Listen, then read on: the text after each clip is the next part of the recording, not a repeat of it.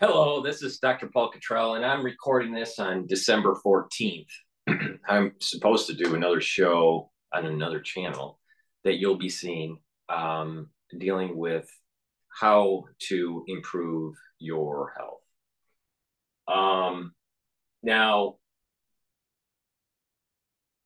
later today, I don't know if it will be premiering today or it'll be premiering tomorrow, most likely today. Let's go over the updates on Israel, and then I'll probably do another video about the updates on President Gay from Harvard. So the latest has been about the flooding of the tunnels. All right, so let's play a couple videos about that. Let's comment on that.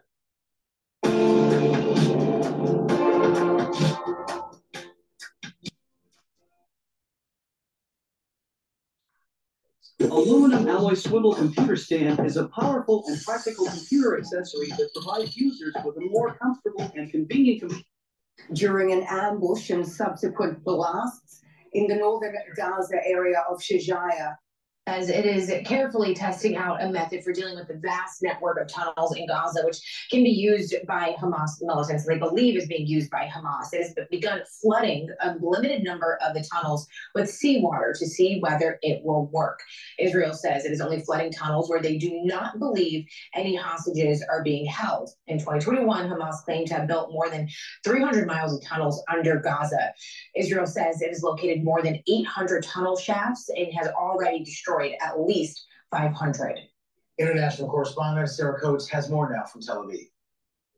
Yes, hello. Well, look, a number of military funerals are being held here in Israel today, with this ground operation coming at a very heavy price. The IDF announcing the deaths of 10 additional soldiers in the last 24 hours. Now, the military says that these people were killed during an ambush and subsequent blasts in the northern Gaza area of Shajaya. That is the area that Israel believes is a stronghold for Hamas. Now, this comes as the IDF says it's hit around 250 targets overnight. It says these are Hamas infrastructure targets, including a rocket launching squad, which was in the process of firing projectiles into southern Israel. As this ground operation continues, so too does the suffering of the people inside the Gaza Strip, with the Hamas-run Gaza Health Ministry saying that so far 18,500 people have been killed since this ground operation was launched. Now, it comes as winter conditions are certainly setting in. There have been heavy rains over the past 24 hours, with dire consequences for these people sheltering down in southern Gaza without anywhere really safe or dry to go. Sarah Coates, Scripps News. Notice that how the health ministry for Gaza never mentions how many militants were actually killed. Notice that? I find that a little fishy. A little fishy. All right, let's take a look at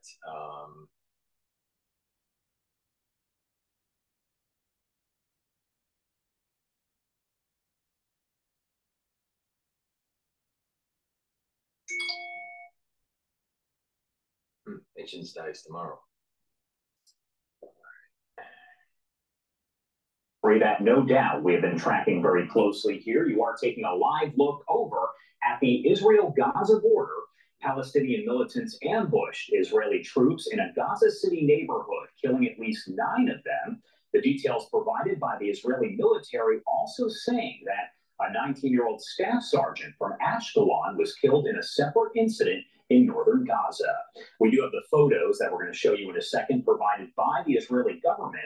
First, I do want to bring in Lieutenant Colonel Peter Lerner with the Israel Defense Forces, a friend of the show, joining us now live to discuss this. I'm also looking at the financial markets. Right now, the Dow is 200, Dow futures, because the market hasn't opened up yet. Dow futures are up just under 200 points. S&P 500 futures up 26 points. S&P 500 is trading at 47.87 right now. And I said that S&P 500 this year is going to test the high, which was 4,800. Playing out exactly like I said. Should have listened to me. Should have listened to me about what's going to happen in Israel too. And the latest on the war itself. Thank you so much, as always, for taking the time to be here with us. Hi, Josh. First off, can you explain to me what we know so far about this ambush attack? So it's very characteristic of what we've seen over the last few days and the last few weeks in our combat on the ground. Hamas have established combat complexes, which basically consist of locations which control different areas. They are wired up with explosives. They have IEDs. They have tunnel access points. There are weapons around, sniper rifles, AK-47s, ammunition, RPGs, all set up, pre-positioned, so that they can go from one place to another in order to conduct their attacks.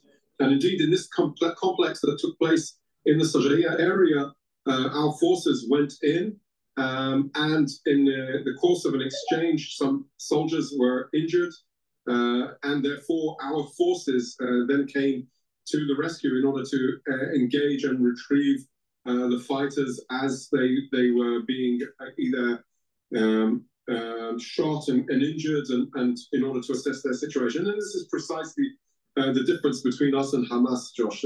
We have our leaders up front, our commanders leading from the front, whereas Hamas are hiding behind the civilians.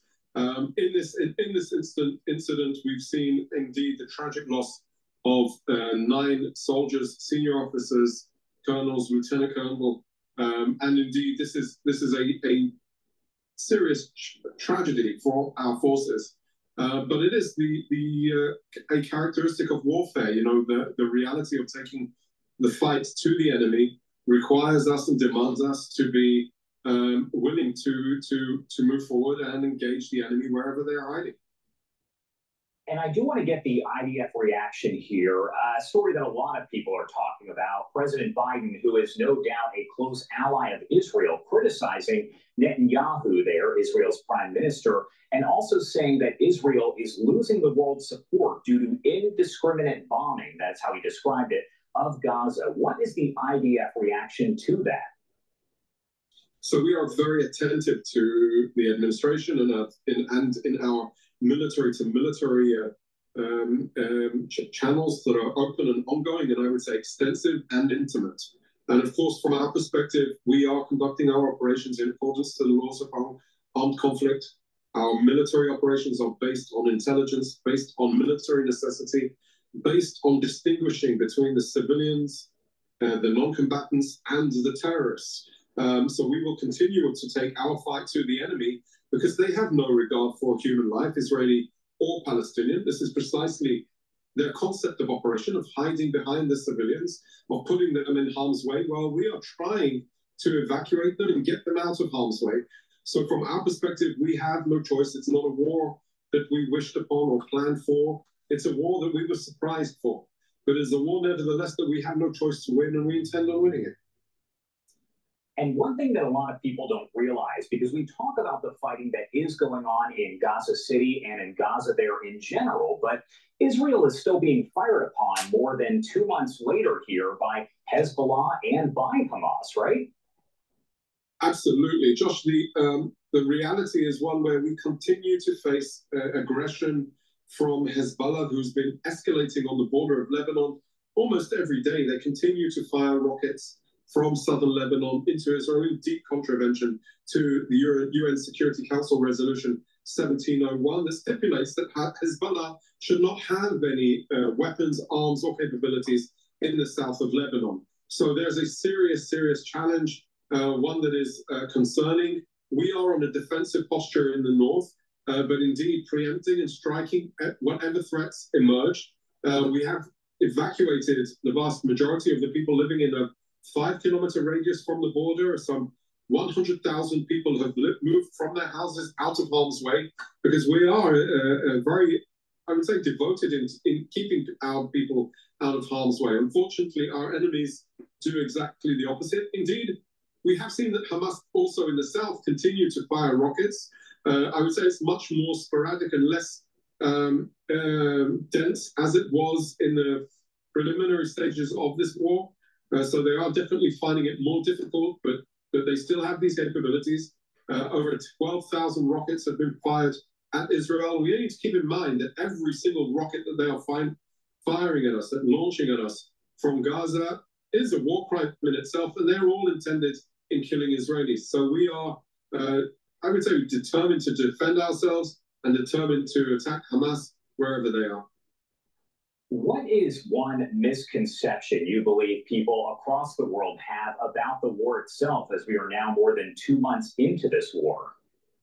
The biggest challenge, I think, is for people to understand the nature of warfare and the nature of urban warfare, and in this case, the nature of urban warfare in Gaza.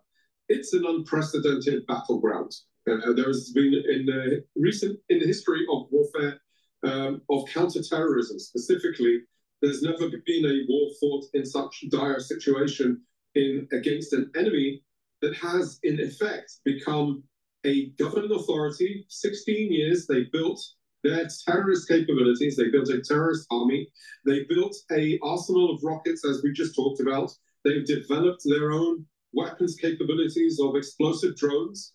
And they have utilized the urban battlegrounds to create and try and give them an advantage on the battleground, precisely because of our values, because we don't want civilians to be caught up in it, because we will try and alleviate and limit civilian strife. This is, I think, it's not only a misconception, we're also judged on a completely different standard than anyone else in the world. And I think there is also another understanding that we also need to think about when talking about this type of conflict and this war in specific. All of the wars, Josh, just as the last point, all of the wars fought against in counter-terrorist activities, whether it's been Afghanistan or Iraq or ISIS in Syria, they've all been fought thousands of miles away. Hamas is on our doorstep. Hamas literally came into our backyards and our kitchens. This is a reality that can never be allowed to happen again. And that is all very true there. Lieutenant Colonel Peter Lerner, thank you so much for taking the time, as always, to join us here. Is there anything else you want to add before I let you go? No, thank you. All right. Have a good rest of your day. Thank you. All right, everybody, you are taking a live look here over Gaza at this hour. That is a view from Israel, where things appear to be fairly quiet right now. We know those Israeli airstrikes do continue, as well as the fighting all across Gaza at this. All right, so let's take a look at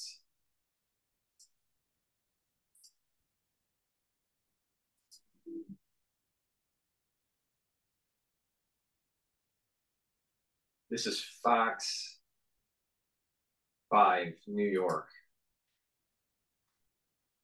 Now to the war in Israel. The Israeli military says Palestinian militants ambushed troops in a dense Gaza City neighborhood, killing at least 9 of them. The attack marked one of the deadliest assaults carried out by Hamas since the ground invasion began on October 7th. As the heavy fighting continues, the humanitarian crisis is getting worse. Israeli Prime Minister Benjamin Netanyahu is rejecting international calls for a ceasefire. Meanwhile, an emotional rally was held outside Netanyahu's office in Tel Aviv, where family members of the hostages spoke out. I want my son, 67 days. No phone. I don't know what you feel. You want your son? Yes. An emotional interview there. Yesterday, President Biden met at the White House with 13 family members of Americans who were taken hostage by Hamas. All right, that was local news. Let's take a look at... We begin this news hour in Gaza, where Israeli military strikes have killed at least 200 people and injured hundreds more in several locations in a 24-hour period. Prime Minister Benjamin Netanyahu is vowing to continue fighting Hamas despite growing international pressure to end the war. The death toll of more than 18,600 Palestinians right now. Relatives are mourning the deaths of at least 27 people killed in Israeli strikes on two houses in the city of Rafah in the south of Gaza. Israeli bombs have caused mass destruction in the densely populated city of Jabalia in the north. Meanwhile, a teenager has been shot dead during an Israeli military operation in the Jenin refugee camp in the occupied West Bank. More than 600 people have been arrested just the past 3 days. The UN says almost 1 million displaced Palestinians, that's nearly half the population of Gaza, are now sheltering around Rafah. Hashim Al-Barra begins our coverage. This is home for tens of thousands of displaced Palestinians. The tent city sprawling across the desert in Rafah, southern Gaza, is the latest temporary shelter for families who have been displaced again and again since the beginning of Israel's war. This family left their home in Shuja'iyya all the way in the north. They moved to Al-Nusayrat in central Gaza, but that was bombed too. So they decided to go to Khan Yunis, where Israel said Palestinians would be safe. Now Khan Yunis is the focus of heavy airstrikes. So Noor and 50 members of her extended family ended up here in this desolate area of Rafah. We have nothing here except for this nylon that we use to cover ourselves. No food, no water, no toilets, no furniture. At least at the school we used to get aid. Here there is nothing. They're traumatized and terrified of more Israeli attacks. They're grappling with a tough reality. Al-Mu'mineen is originally from Ashabi. Born in a refugee camp, she never imagined her life there would be shattered and that she would end up fleeing for the sake of her family's safety, but not knowing where to go. They sought refuge in Al-Shifa hospital in Gaza City, but it was a short stay. The hospital was bombarded and it became dangerous with shrapnel flying over our heads. We're left in a hurry without even taking anything of our belongings. It was so scary, we had to go on a road controlled by the Israelis. Rafah's Hamad hospital is where many displaced families are converging. But as their numbers increase, the conditions become worse. Our life is a tragedy. There are no toilets. We try to come up with solutions so we can survive. We walk a kilometer hoping to get water, which is often salty and undrinkable. Words cannot sum up our suffering. And there's no end in sight to the war. Israel says it will continue its bombardment until Hamas is defeated. And in the middle of the attacks, the 2.3 million Palestinians living in Gaza are battling hunger, disease, and cold. Many have lost everything: friends, loved ones, homes, belongings. And many fear this could be just the beginning of an endless another exodus. Hashim Al-Barra, Al Jazeera. Well, Hani Mahmoud is live for us in Rafah in southern Gaza. Last time we spoke, Hani, we were talking about the Kuwaiti hospital and strikes there. What can you tell us about the situation now?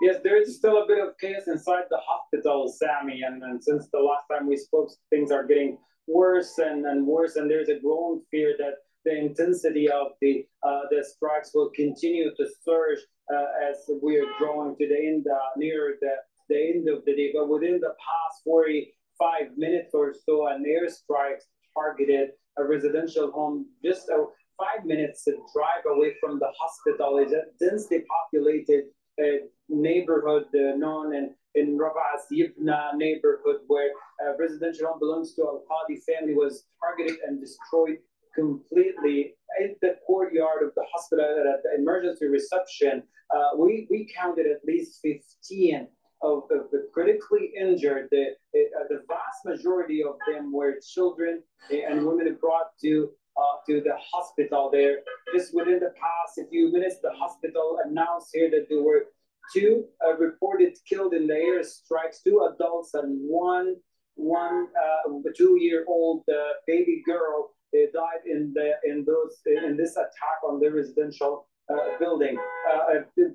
Some of the very critical injuries inside the hospital were transferred right away to a bigger size hospital in Rafah just for better medical treatment. They are better equipped and ready to receive cases that are critical conditions. And this is a part of a long series of bloodshedding going on since the early hours of this morning and late hours of last night, where 2 residential homes were destroyed and more than 27 people reported killed, and there are more still under the rubble. The last time we heard it from the rescue team on the ground, they find it very difficult to remove those large pieces of concrete to save who might have still surviving under the rubbles.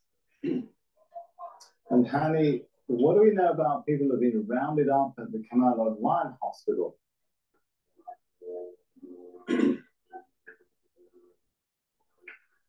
Yes, well, this is part, Sammy, this has been going on for a while now.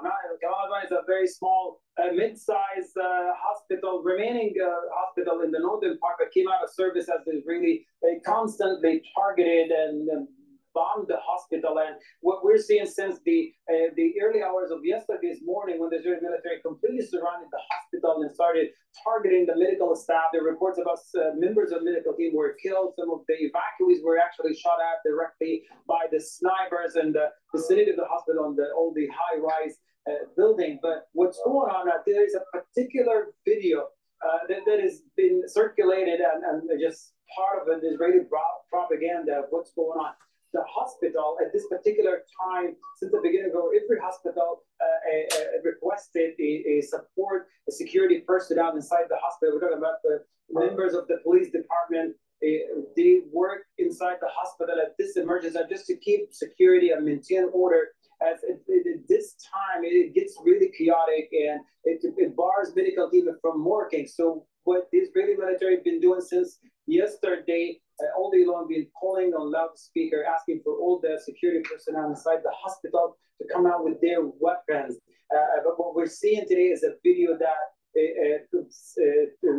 talking about that these are fighters or operatives inside the hospital, and these are their weapons. But with just a little bit of investigation, just to look at the kind of weapons, the bats that they're holding, you can right away conclude that these are security personnel. They were there for maintaining the order and the stability, just happened to be caught inside the hospital because there was no way to leave, as the entire area was under heavy bombardment for the past week. We talk about day-to-day bombardment inside and outside the vicinity and the whole area of Jabalia, and we can just with confidence, according to the Ashraf al-Qudra, the spokesperson of the health ministry, who stated that these are security personnel, and the Israeli military was requesting them to come out of the hospital with their hand above their head and to put their weapons in front of them. And that's what happened today. But calling them operatives and fighter is just it's false, and it just contradicts what the Israeli military did with the loudspeakers yesterday.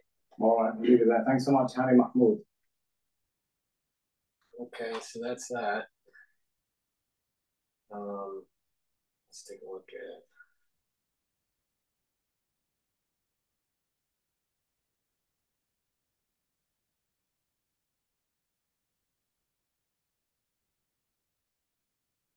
This is 1 hour ago on one of the Indian channels.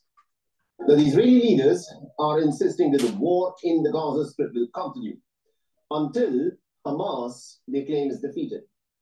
But the Israeli foreign minister has also stressed that the offensive will go on with or without international support. This after the Americans said that the support for Israel in the international community is eroding. But the Hamas chief Ismail Haniyeh has now said that the group is actually ready to discuss with Israel any arrangement or initiative that could lead to a ceasefire in the Gaza Strip, although he said that any plan for post-war Gaza that does not involve Hamas would be delusional. Now, in the latest, the Israeli ambassador to the United Kingdom, Zippy Patovali, has declared that her country will absolutely reject any possibility of a two-state solution after the war in Gaza ends. When asked about how the peace will be achieved to establish a Palestinian state, she responded, and I quote her here, "Israel knows today, and the world should know now, that the Palestinians never wanted to have a state next to Israel." This is what the Israeli ambassador to the United Kingdom seems to be claiming. Now, Israel's strongest ally, the United States, has of course expressed some serious concerns over the mounting civilian casualties that are now running into tens of thousands. According to reports, it has now delayed the sale of about 20,000 assault rifles to the state of Israel, or the sharp increase in the illegal Israeli settler violence against the Palestinians that is being witnessed in the West Bank. The U.S. National Security Advisor is, of course, going to be visiting Israel for a two-day trip starting from Thursday. He's also likely to be making other stops in the West Asian region. The talks on hostages and humanitarian aid will be the focus of this visit. Meanwhile, Israel has announced that it has suffered its worst combat losses so far in this conflict. It is reported that 10 of its soldiers were killed in just the last 24 hours when they were ambushed in the Gaza Strip. This includes a colonel commanding a forward base and also a lieutenant colonel commanding a regiment.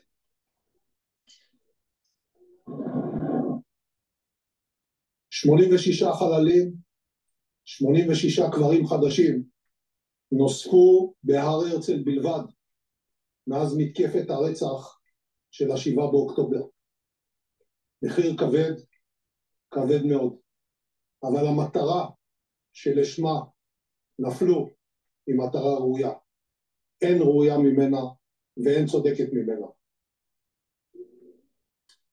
But the Israeli army has released some footage showing troops fighting in the southern part of the Gaza Strip. Israel has intensified its attacks in the region after the fighting renewed following a very brief pause.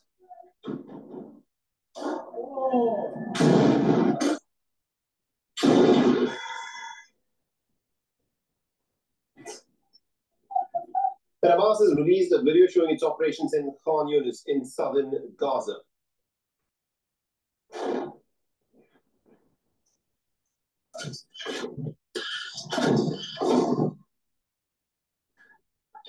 And these are some images from Rafah in the southern part of the Gaza Strip. As you can see, the aftermath of the Israeli bombings. People were being rushed to hospitals in ambulances.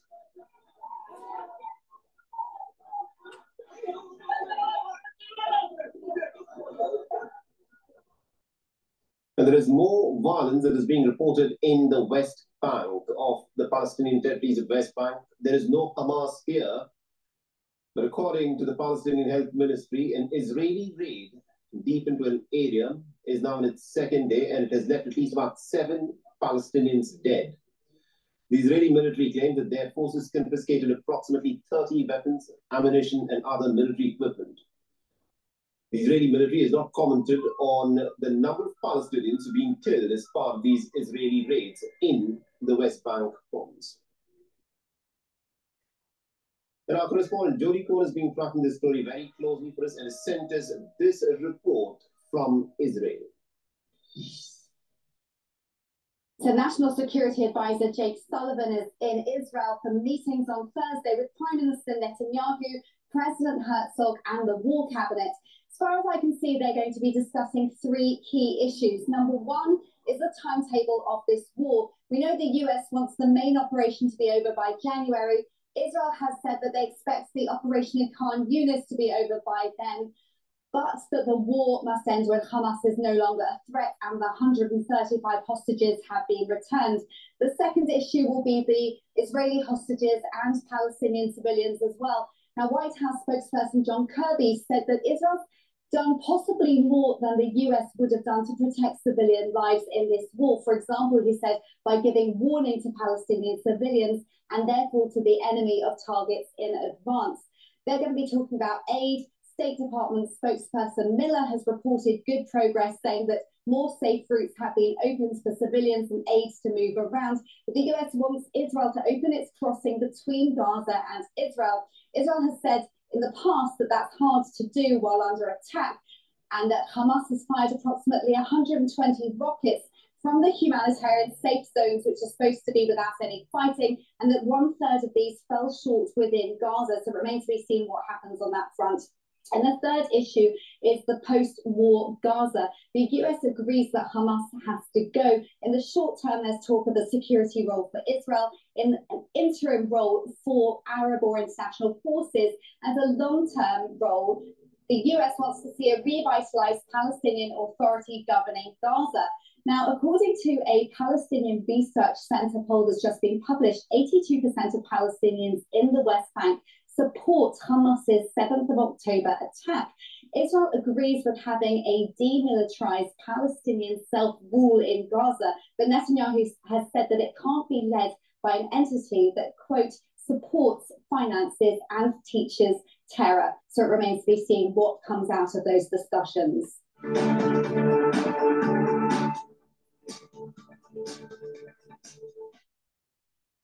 All right, let's take a look at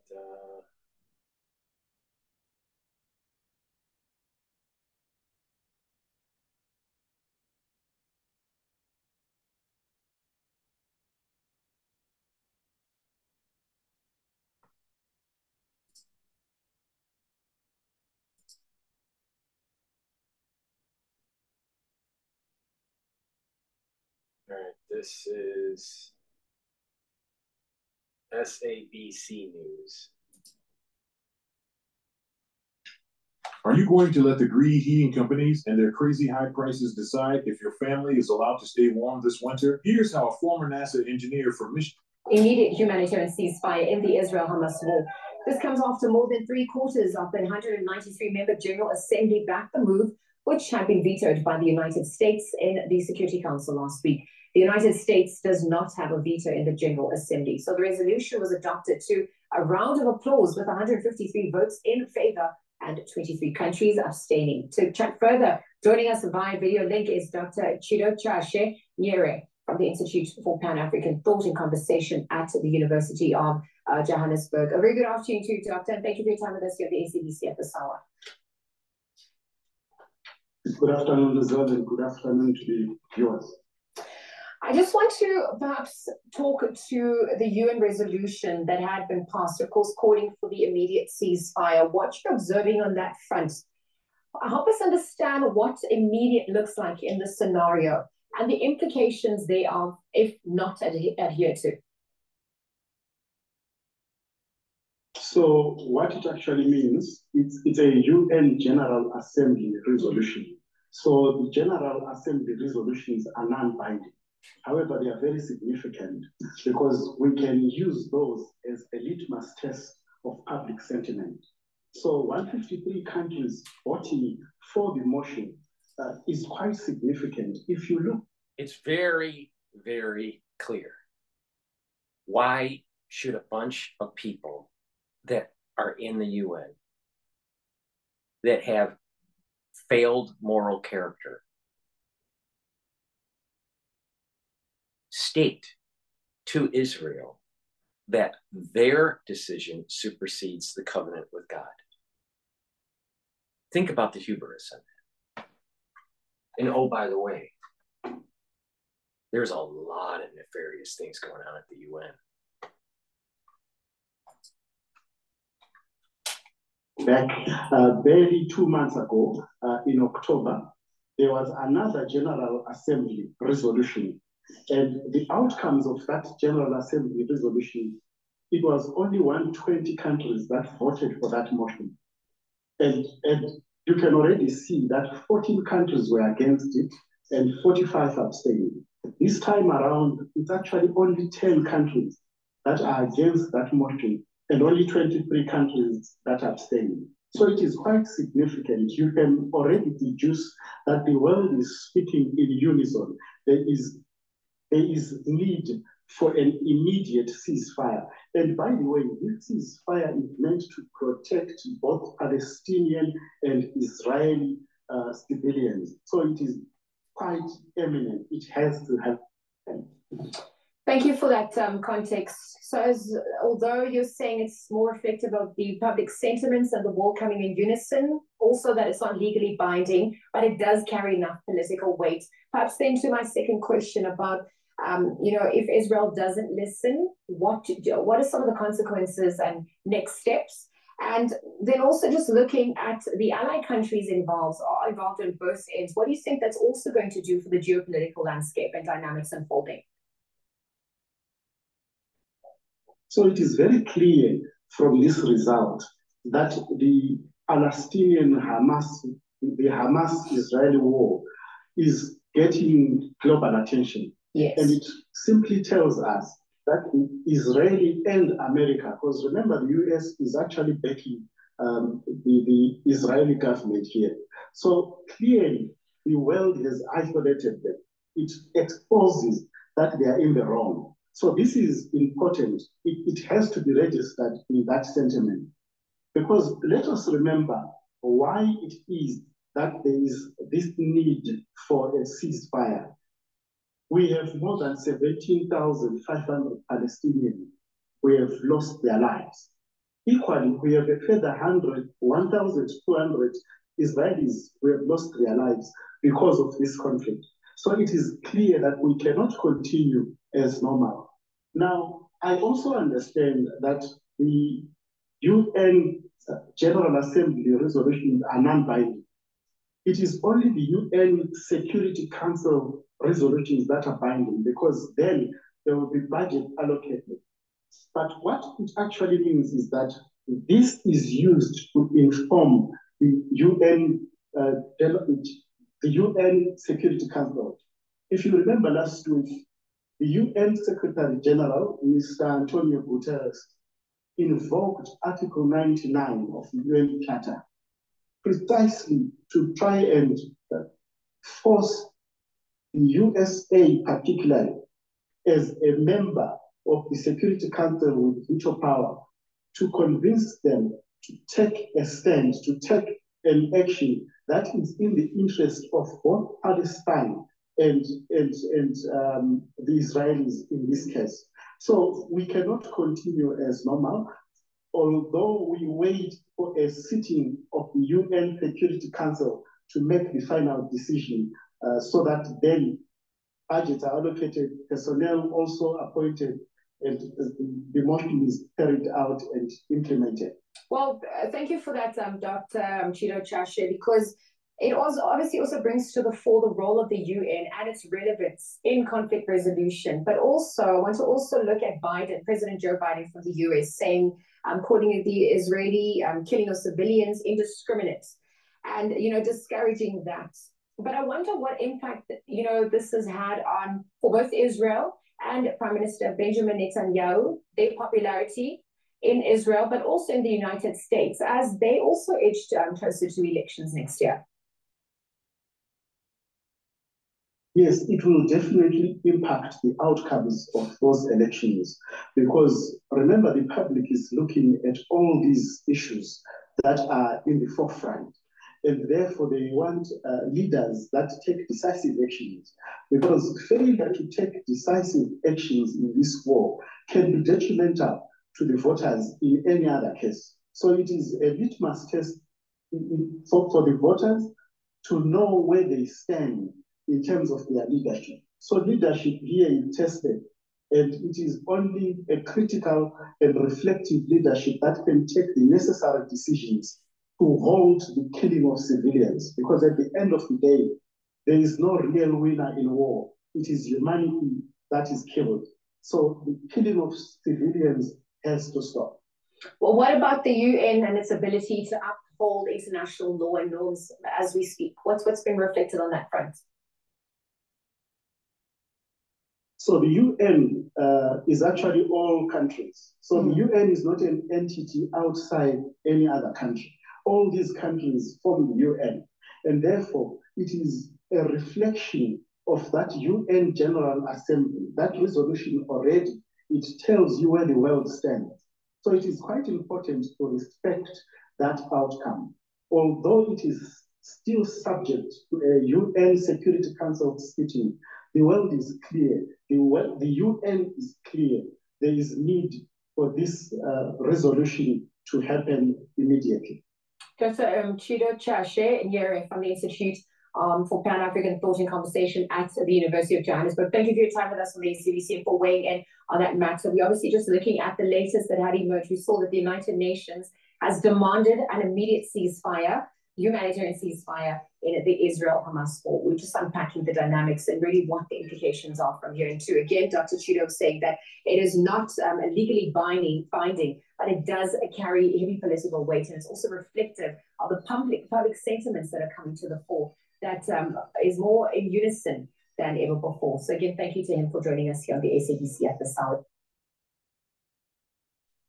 All right, that's the UN. Let's see what's going on in France 24.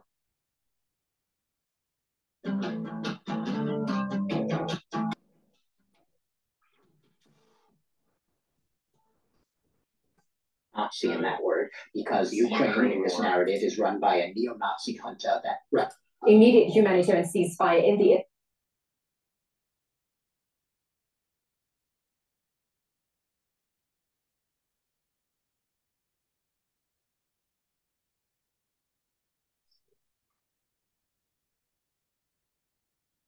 All right, let's do, this is the 20, this is this 14, so let's take a look at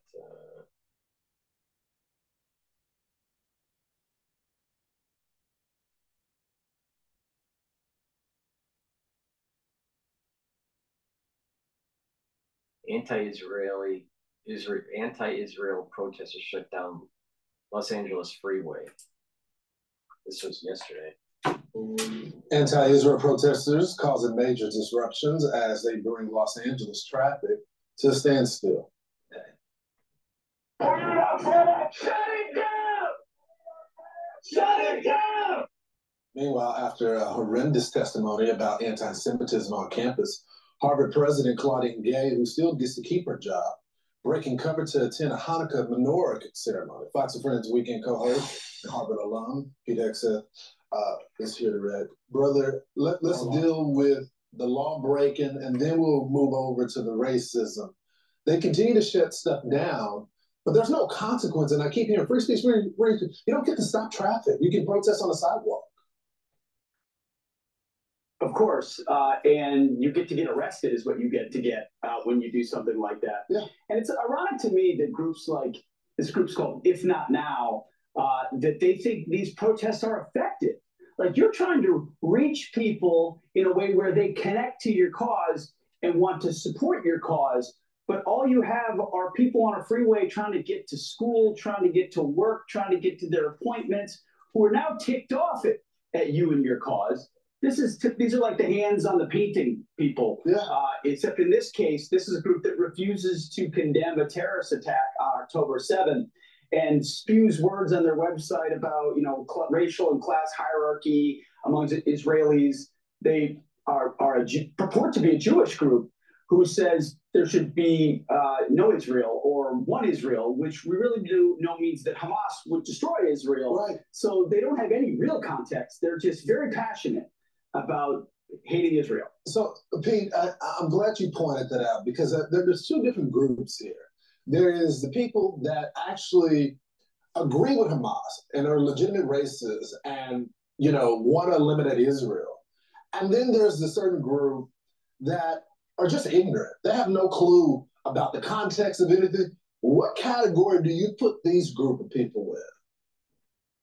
Well, I would put them pretty squarely in the second group, because they don't understand the dynamics at play, what it took to found the state of Israel, how under siege the Jewish people have been since the beginning and to this day, and that there's been a lot of earnest people who've worked very hard, American presidents, Israeli prime ministers, and others, to try to forge peace, because people want peace. And the reality is there has been land for peace. And then that land gets used by terror organizations motivated by Islamism that still want the destruction of Israel. So, this group refuses to do meetings. They just do public stuff to agitate, to put pressure on people. What are they agitating for? What is this solution they deem? Is it a utopia where everyone just breaks out and agrees on things. It's been a couple thousand years. That's not how it works. Let's get serious about the reality that there's a terror organization trying to totally eradicate the Jewish people. Well, they don't have a clue about radicalism. That's part of the problem, too.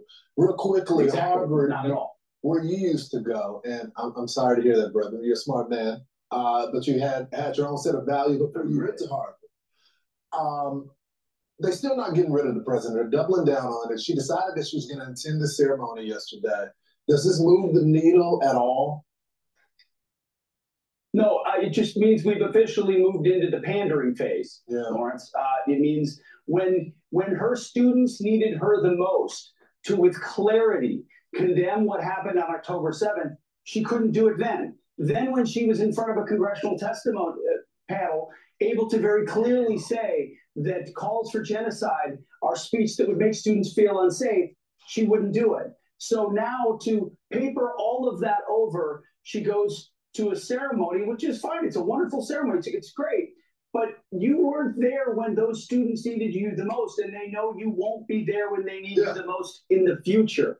You know, I've actually never been to a menorah lighting ceremony. It looks beautiful. I would love to at some point. But that's the reason why is because I know I support the Jewish people in the state of Israel. And I've been there and have invested in understanding the dynamics and the threats and what Israel's done right and what Israel's done wrong and what they're fighting for, who their enemies are. And I support understanding fully the history there and respect their religious traditions in every single way. It seems Claudine Gay says, now, if I just check a box and go to a ceremony, that'll help protect my job.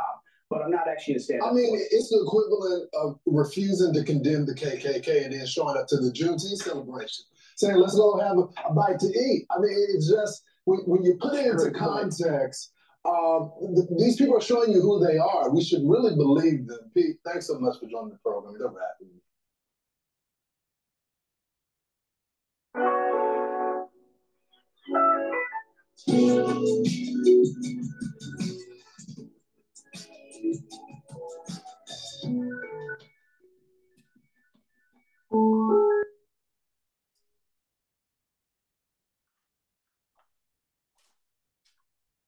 The Israeli government says it will not stop its war to overthrow Hamas in Gaza, despite growing condemnations about its cost to Palestinian civilians.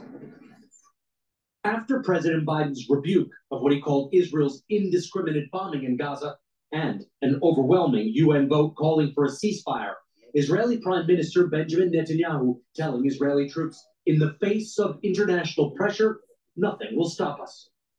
Yesterday, President Biden met with the families of 8 American hostages in Gaza, among the 240 kidnapped by Hamas on October 7th. Hirsch Goldberg Pollen was kidnapped from a music festival. His arm was blown off during his capture. His parents, John and Rachel, attended the meeting with President Biden remotely. I spoke to them this morning at their home in Jerusalem. Did you hear anything encouraging? They are working relentlessly. That's a word that was mentioned many times in the meeting. Now we just need the results, but the effort is there. Accounts from hostages who've been freed by Hamas have made Hirsch's parents even more worried. They talked about torture. They talked about starvation. They talked about being cold. And that, of course, got everybody much more into despair and frantic about time. In Gaza, heavy rains combined with a shattered infrastructure have led to floods. This is how a pregnant woman had to be evacuated. First responders chest deep in water. And explosions nearby. 10 cities in Gaza near the Egyptian border are overcrowded, and people say they can only focus on hunger, thirst, fear, and anger. We say that it would be better to die and not live such a life, she says. Hamas shows no signs of giving up. Neither does Israel, as Gaza becomes an increasingly impossible place to live for Palestinians and an abysmal one to be held hostage by Hamas.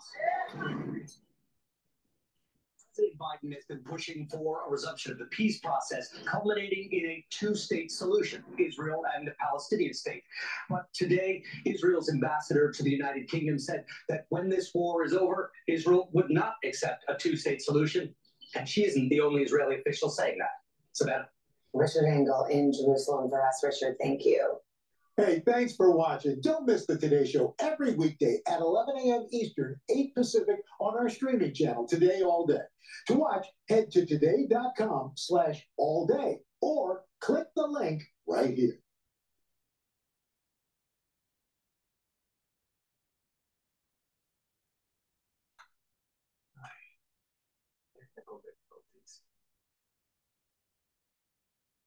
When a fire starts, every moment matters. How quickly can you respond? What would you have done differently? Sure, a fire extinguisher does come in handy, except one of Israel's deadliest days of this war. A colonel among 10 soldiers killed in what the military said was an urban ambush by Hamas. Prime Minister Benjamin Netanyahu acknowledged this very difficult day as he addressed soldiers. I say this as we face great pain for the fallen and also in the face of international pressures. Nothing will stop us. We will go to the end. It comes a day after the US president criticized Israel over its indiscriminate bombing. The president was reflecting a concern that we have had for some time. A group of Australian politicians, led by the shadow foreign minister, is in Jerusalem to meet with local delegates. We do need to see the job finished. It needs to be done in as careful a targeted a way as possible, and that is certainly part of the discussion that we have had with the Israeli government. Growing international pressure, including a UN resolution, has changed little on the battlefield. And Israel's foreign minister says the country's campaign in Gaza will continue with or without international support. Food and other basics are hard to find in Gaza. The UN says the crisis now is a recipe for epidemics. Cases of meningitis, jaundice, impetigo, chickenpox, and upper respiratory tract infections have now been recorded in Gaza. Heavy rainfall has added to the hardship. Strong winds, torrential rain, and flooding are lashing shelters. I can't describe this man says. Jabalia camp has completely drowned as he turns the camera to show a teenage boy carrying his sibling's body. Tents here are made with tarpaulin or thin plastic made to protect goods, not people.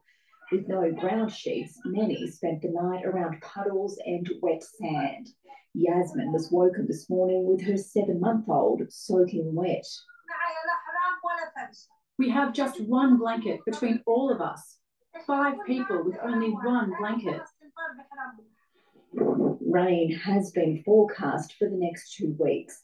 85% of Gaza's population has been pushed from their home. Finding another could be futile. Alison Horn, ABC News, Jerusalem.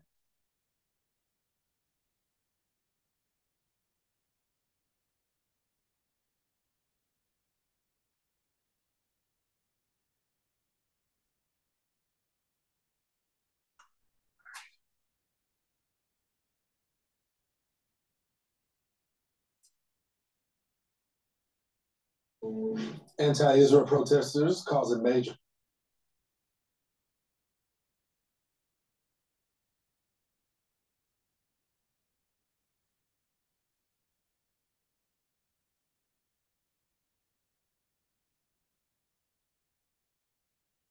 This is 9 minutes ago.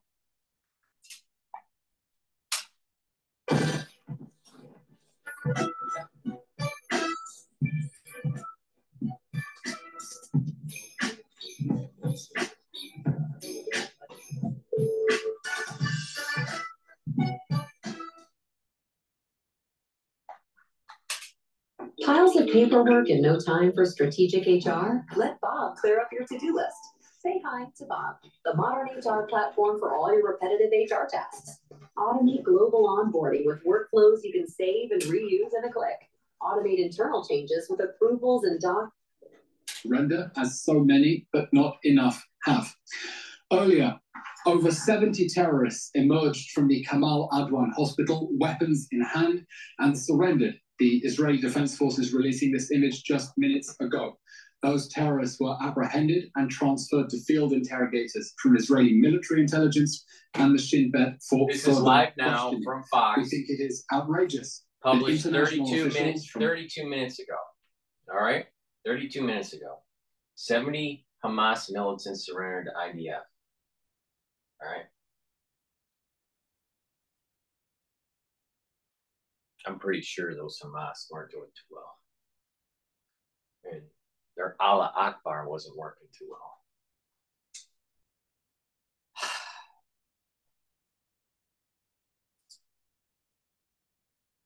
World Health Organization and elsewhere are yet to condemn or even express concern about Hamas converting hospitals in the Gaza Strip into military bases.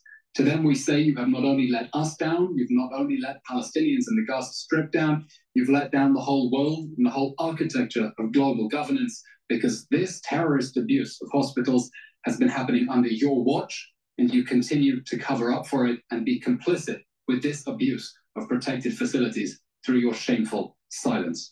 We call on all Hamas terrorists in the Gaza Strip to surrender. It will speed up the decisive end of this war if they come out with their hands above their heads, preferably with a white flag. Despite Israel's efforts to minimize harm to civilians, Hamas is doubling down on its human shield strategy, intensifying its attacks on Israeli towns and cities from inside the al-Mawasi humanitarian zone. To date, Hamas has fired 116 rockets at Israeli communities from inside the designated safe zone.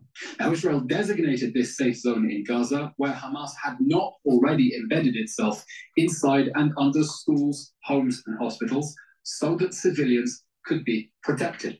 UN agencies feign concern for Gazan civilians, but bizarrely, none of them can bring themselves to condemn this Hamas war crime. To UNRWA, UNICEF, the World Health Organization, and the Red Cross and others, we ask, what on earth is so difficult about condemning Hamas? All right, so trading has been happening just under 30 minutes, and Dow is at 84 points, and S&P 500 is trading at 22. The S&P 500 is at 4,700 and almost 30. I've been saying that it's going to test the 4,800 mark. Now, what is interesting is that the ECB looks like they're holding rates for the central bank. And yesterday we had news that the Federal Reserve was holding rates. So that's going to be somewhat of a positive sign for equities. Fire at Israeli civilians from inside a humanitarian safe zone. Really, it's not difficult. Why are you covering up for Hamas instead of doing your jobs? Yesterday, the situation assessment with Shin Bet Director Ronen Bar and senior officials, Prime Minister Netanyahu stated that we are witnessing the beginning of Hamas's disintegration, as we see from those images of surrender. As we destroy Hamas, an Iranian proxy, in response to 10/7, the Prime Minister reaffirmed that we will also need to prevent Iran from obtaining nuclear weapons. A humanitarian update, the Kerem Shalom crossing remains open for inspections of aid trucks, creating the capacity to more than double aid deliveries into Gaza. Now, whether that aid reaches the people of Gaza depends, of course, on whether Hamas stops stealing that aid and whether the aid agencies covering up for Hamas are able to catch up and deliver it at the pace that Israel is inspecting it. The IDF is enabling tactical pauses to allow civilians to replenish stocks, with one such pause today in the Al Salam area of Rafah. Yesterday, the world received a shocking reminder of the importance of de-radicalization the day after Hamas, and we continue to call on the whole world to put in place plans to de-radicalize the Gaza Strip the day after, so that we can gain peace and security that we need as we rebuild the Gaza Strip, making sure that concrete go to people's homes and not to the terror tunnels that we found under hospitals. This afternoon, Prime Minister Benjamin Netanyahu is scheduled to meet with US National Security Advisor Jake Sullivan, who is also scheduled to meet with President Herzog and members of the War Cabinet. Since the moment Hamas declared war with the 10/7 massacre, President Biden has demonstrated exceptional moral clarity and leadership in condemning the Hamas atrocities and reaffirming the necessity of an Israeli victory over Hamas. We thank the United States for its critical Security Council veto, ongoing supplies of weapons needed to destroy Hamas, and the strong message sent by 2 aircraft carrier groups to deter any further aggression against our people or expansion of this conflict. Since 10/7, we have welcomed President Biden for a historic solidarity visit, Secretary Blinken a number of times, Secretary Austin, and now the National Security Advisor. Israel and the United States, acting in unprecedented cooperation, see eye to eye about the need to end this war with the end of Hamas. Yesterday, the Prime Minister thanked the Armored Corps 460 Brigade for the sophistication of their operations against the Hamas terror regime. He vowed we will continue until victory, until the destruction of Hamas, and that nothing will stop us as we proceed with that sophistication that he praised to restore security to the people of Israel and bring to justice the 10/7 monsters. That's the end of today's briefing. We'll now take your questions. Thank you. Willie, want to know how my dad and I got our bodies like this? We just did 7 minutes of lazy workouts every day. We achieved our goal. Lazy workouts get in shape. Williams, Zenger International News Work Service, Washington, D.C. While the US and Israel debate the best way to achieve the mutual goal of winning the war, isn't the biggest story how, at the order of President Biden, the United States Central Command, CENTCOM, to work with the IDF since October 7th terror attack, CENTCOM has been assisting the IDF on everything from high-tech satellite to plan the dangerous street-to-street fighting being done by the IDF in Gaza. CENTCOM and the IDF are working in lockstep to bring the hostages home, defeat Hamas, and reduce the number of innocent people killed in Gaza. Isn't that the biggest story than the political theatre going on now? Jim, as a journalist, that sounds like an excellent story for you to cover. As we said, we thank the United States for the unprecedented cooperation between our nations as we see eye to eye about the need to continue this war until it ends with the end of Hamas. Question from Joel Pollack, Breitbart News. Number one, celebrities such as Taylor Swift have attended fundraisers for Gaza without commenting on the atrocities of October 7th. Would you welcome Taylor Swift to visit Israel to see the affected communities? And secondly, could you comment on the UK travel ban on what it calls extremist settlers?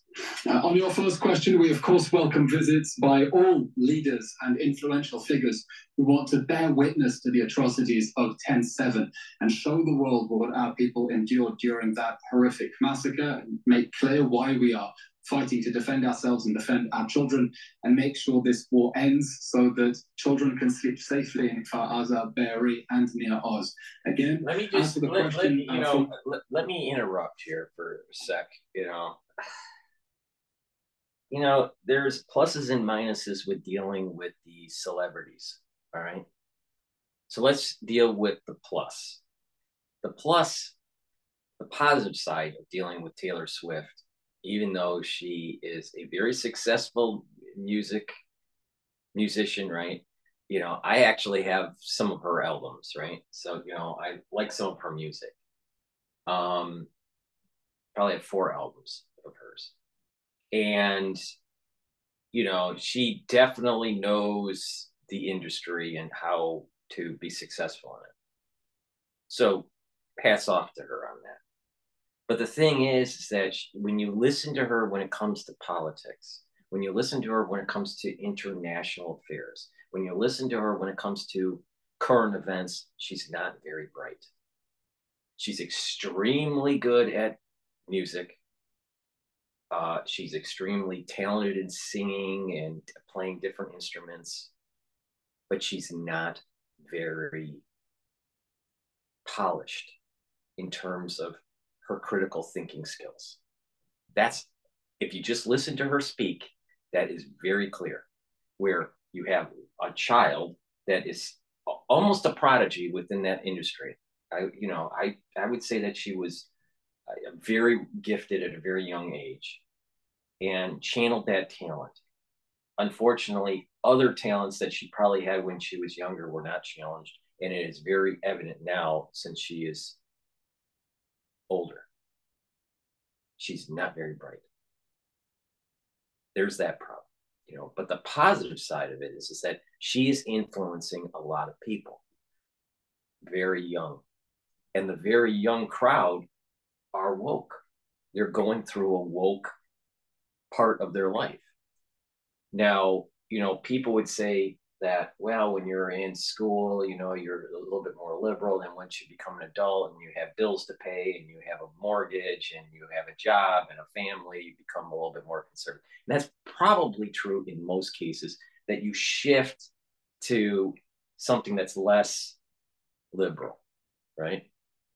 But we have institutions now, and even in the workforce, that is promoting wokeism, that's promoting this DEI, that's promoting affirmative action, that's promoting these microaggression type stuff, all right?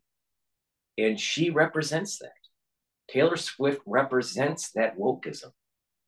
Now, the people that are listening to her, you know, are obviously, you know, going to be tied to wokeism, and they're moving to, you know, into this whole oppressed and oppressor category of thinking. But if Taylor Swift saw the atrocities and actually, you know, talked to the people, probably on both sides, I think that her perspective would be a lot different. And that by her changing her perspective and seeing that this is a lot more complicated than her Swifties, right, may actually have a chance to actually see a different perspective, and that this whole oppressor and oppressed mentality is a fallacy, and that these individuals will be attacked. These Swifties, right, would be attacked if, quote, the oppressed, all right, Hamas, gained more power and had a caliphate that was larger. They would not be able to dress the way they're dressing, or they would not be able to say the things that they want to say. But right now, the Swifties think that, oh, the oppressed, Hamas and the Palestinians and Islam, you know, they're all good. But they don't realize that, you know, if they had more power, they would probably throw those kids off of the building. All right. There's an animalistic behavior towards them that has to be rooted out. These terrorist groups, Hamas, Hezbollah, and Iran, need to be eliminated, or we're kicking the can down the road and it's going to get even worse. All you got to do is plot out the last 20 years conflict between the Palestinians and the Israelis for the last 20 years, and you're seeing that the deaths and the destruction and the cost is going up, up, and up every time that there's a conflict. And unconventional warfare is very real now. It was hard to get unconventional means back in the 70s. It's a lot easier now. Nuclear proliferation, for one. Two, chemical weapons are easier to manufacture, and biologics are easier to manufacture. There's a lot more people that understand on how to make biological weapons. You didn't have that in the 1970s. You didn't have that in the 1980s. So this is a worrisome thing. So the positive part of having Taylor Swift go to the region and to really actually get educated, all right, which she never has been, but, you know, to get educated on something, she might see that this problem is a lot more complicated than what is just in mainstream media. Versus Israel, you know, Israel being the bad guy, and, you know, the Palestinians are oppressed. It's a lot more complicated than that. And it goes thousands of years, and it goes into some very deep metaphysics. Now, she probably will wake up. I doubt her going there. And then some of these people that listen to her may be persuaded to be a little bit more middle ground, right? There is also this subset group within Israel where there's an infighting between the observant Jews and the non-observant Jews, or the ultra-liberal Jews is what that I call them. The ultra-liberal Jews wants to, you know, part of Zionism is to water down the religion. Part of Zionism is to destroy the tradition of Judaism. That's a fact. Now, obviously, so there is a quiet civil war going on in Israel. It's not really a hot civil war, but it's a cold civil war. So that adds to the complexity of the dynamic. Now, Taylor Swift has been given a huge blessing in terms of talent, in terms of looks and beauty, in terms of success in an industry that she's in. She's a very well-paid, musician. She's talented, right? But there was a blessing that was given to her. Even though she had to work for it, just because you work for something and you're good at it doesn't mean that you're going to be highly paid in it. There's usually a blessing that's tied to it. And she might she's at a crossroad metaphysically. She picks the right path, and she might, because of her following, change the way the dynamics of the world are. If she picks the wrong path, something might happen to her in a car. She might get in a car accident. Her beauty might go away because she gets older. She may lose her voice because she's getting older. Bad investments, or people start to boycott her and she won't make as much money. And then the blessing that she was having, what in Kabbalistic terms, the Or Ein Sof, starts to constrict and pull away and not give her the blessing. And there's a curse. She's been giving a blessing. That doesn't mean that blessing will stay. And people are judged. And so we'll see how this all plays out. I don't know how it will play out, which way she'll pick. She's relatively young and she's relatively stupid in terms of being really educated on subjects. But now, the dark side of this is that if she keeps on promoting the division, if she keeps on remember, she's, promoting the Democratic Party. If she keeps on promoting these kinds of things, then probably a curse will come upon her later in life. Now, something will happen where she'll lose something that was given to her. And remember, it's her music talent, it's the amount of money that she made in the industry, and it's her beauty. Some of that, one of those or all of them, could be taken away very easily. There's a phrase by Bruce Springsteen in I don't think it was the Rising album, the 9/11 album. I think it was the one after that. But maybe it is the Rising album. But the lyric is something like, you crash your car, and what it is it's kind of like a poetic way saying that the human body is really just a machine, and that the beauty that someone has does fleet. It's fleeting over time, right? And that might happen to Taylor Swift if she doesn't pay attention. If she has hubris and she keeps on promoting this anti-God, anti-family, anti-country, which is odd because she comes from really the genre of country music. So there is something in the core of her that is God, country, and family. But she's drifted to this wokeism, and a lot of people follow her. She's a very successful person and has a huge following. So if she picks the right way, she could be an ambassador. If she gets smart, gets educated on the subjects, she could become an ambassador on this. Most likely, because she's young and stupid, what she's going to do is she's going to pick the wrong path, and a curse will come down on her. And this whole blessing that she's getting from Or Ein Sof, it will end up being a curse over time. And this is what I mean by the dark cloud over the world. Just because you're successful pre December 1st, 2023 does not mean that you will be successful if you are not a good person. If you haven't looked into yourself and tried to make yourself a better person, and everyone is at fault. Everyone needs improvement. But there are people that have realized that, looked in the mirror and said, okay, I'm going to try to be a better person.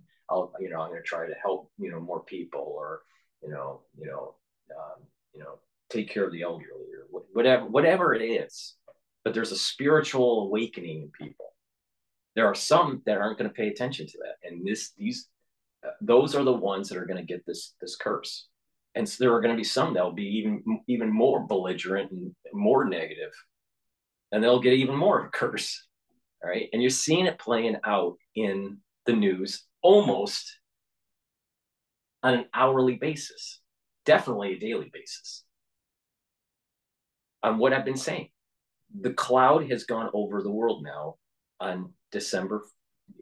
since December 1st of this year. And people are going to be judged.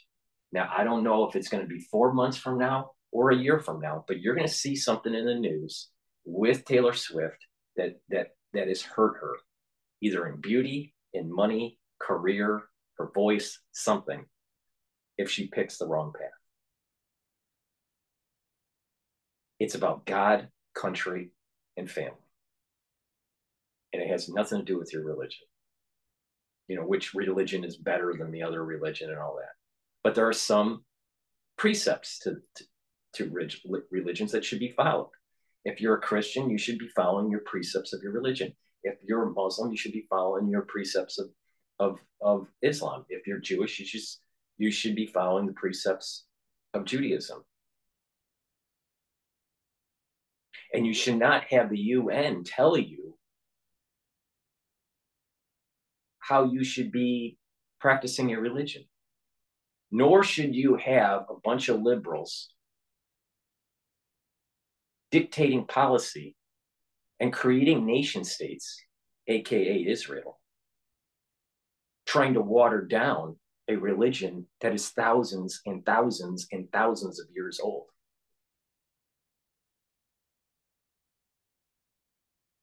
So just keep that in mind. Don't pick the wrong path. Try to be a better person, and you'll get a blessing. But if you start to project yourself onto others, and you're being, and you're not trying to make a world a better place in the long run, where there's more peace and prosperity for people in the long run, you're going to get a curse. And don't make the mistake. Short-term benefit doesn't mean long-term benefit. And sometimes it's really messy and bloody and catastrophic to get through to a better world at the end. And that's why I keep on saying, get the job done now before it gets worse. That is an adult in the room, really looking at this on a very deep metaphysical level.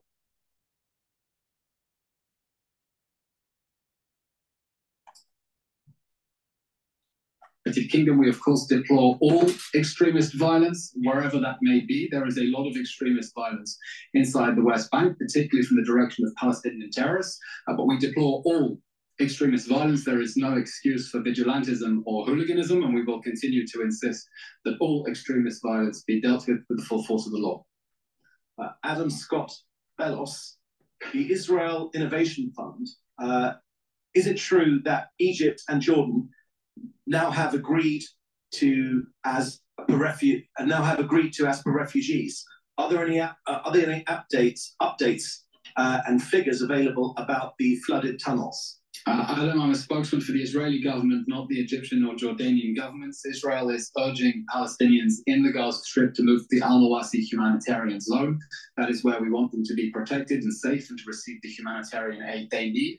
And we think that what the international community needs to do is to direct people to the safe zone instead of directing them towards Hamas strongholds, as the aid agencies that feign concern for them have been doing. And of course, as I said, to condemn Hamas firing rockets out of the humanitarian safe zone, it really isn't very difficult to do. Question from David Isaac at JNS. The issue of settler violence keeps getting brought up. The US announced a travel ban on violent settlers, and just now the UK, the Biden administration is reportedly holding up a shipment of rifles, fearing they'll fall into the hands of extremist settlers. But Israeli police statistics don't show any surge in extremist settler violence, as the White House claims. So far, we haven't heard any pushback from the Prime Minister on this issue. In fact, the opposite. He's confirmed the White House accusations. Can we expect the Prime Minister to make a statement refuting these charges? Why hasn't he done so? David, we just addressed the question about extremism violence in response to the previous question. And finally, from Joel Pollack at Breitbart News, is there a plan to replace the tens of thousands of agricultural workers who have left? Is the planting season for spring in danger? At the moment, we've seen an incredible mobilization of Israeli society towards the goal of trying to prop up our economy and keep everything moving as we face the unprecedented challenge of such a large call-up of the reserves. This is an interesting point that I didn't even think about. This is that the agricultural effects in Israel, because of the call-up of reservists into the IDF. And that will probably mean that they will have to go to the international market for goods. Now, what is interesting is that during certain Jewish holidays, certain fruits are bought from Israel. A lot of people, even in the United States, they, if they're following, kosher laws, they'll probably, a lot of times they'll buy their wine, kosher wine from Israel, but they can get kosher wine from other regions of the world, like France and Australia, and even in California. So the wine industry might actually be having a problem too, but it may not rear its head until maybe a couple of years later. Their harvesting season may be affected. So they may actually have some bad years or in quality maybe with the wine for 2024, 2025. So that's an interesting kind of little dynamic there that a lot of people didn't pay attention to. But in the overall, I'm sure the Jews aren't going to be starving. I don't think that's going to be an issue. But there's probably an agricultural planting issue, and that probably the fruits that people buy for the holidays probably will be more expensive next year. I'm going to do a commercial because this is PNN, a highly polished network for news. Please go to my store, the-studio-rape.com. Link is in the description of this video. And I have structural nano silver soaps, 5 different types of varieties. This one that I have in my hand is lemongrass. Structural nano silver soaps are high quality and they neutralize pathogens. So please go to my store and get a couple bars of the structural nano silver soap that I have. Extremely high quality, great idea for a gift for the holidays if you're looking for gifts. I also have structural nano silver gel. This will help to neutralize pathogens and improve your skin. It'll help to heal the skin if it has a cut or an abrasion or a burn, but you can also use it as a standard skincare product. You keep it on your skin overnight, exfoliate in the morning, and you'll notice that your skin is clear. You can also use it for acne, but most people use it to neutralize pathogens. You can put it on your hands, around your mouth, around your nose, around your ears, your eyes, and it'll stay active for 5 hours. I also have another silver gel in a quick dispensing tube that's easy to carry in your bag. This is 35 ppms. You apply it the exact same way as the other silver gel that I have. I also have multivitamins. This is an easy to digest, high quality multivitamin. Why do you need multivitamins? You need multivitamins because these are cofactors on enzymes that your body uses to break down and create things, right? Your body breaks down stuff and your body builds up stuff, all right?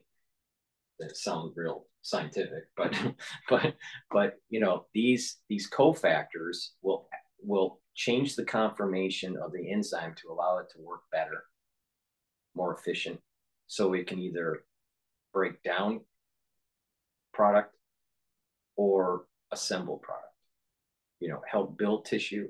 Sometimes you also need enzymes to break down tissue. So if you don't have the proper nutrition and you don't have the proper supplementation, you are going to be running subpar on the actual enzymatic activity. So you need multivitamins, you know, through that whole anabolizing process and cannibalizing process. If you don't, then you're not going to anabolize properly and cannibalize properly. The tissue. That's the scientific way of explaining it. Lignans. This is a powder, and this helps to boost up your immune system. You have to pay attention to me. In the aftershock of the crisis that we went through, people's immune systems are down for multiple reasons. I have 100 videos on this subject that I have created over the 4 years. Take my advice, boost up your immune system. And one way to boost up your immune system is to get the lignin powder that I have. It'll help to boost up the immune system and to help with your hormonal health for males and females by having a good CD8 positive count, proper working CD8 positive count, and a natural killer cell.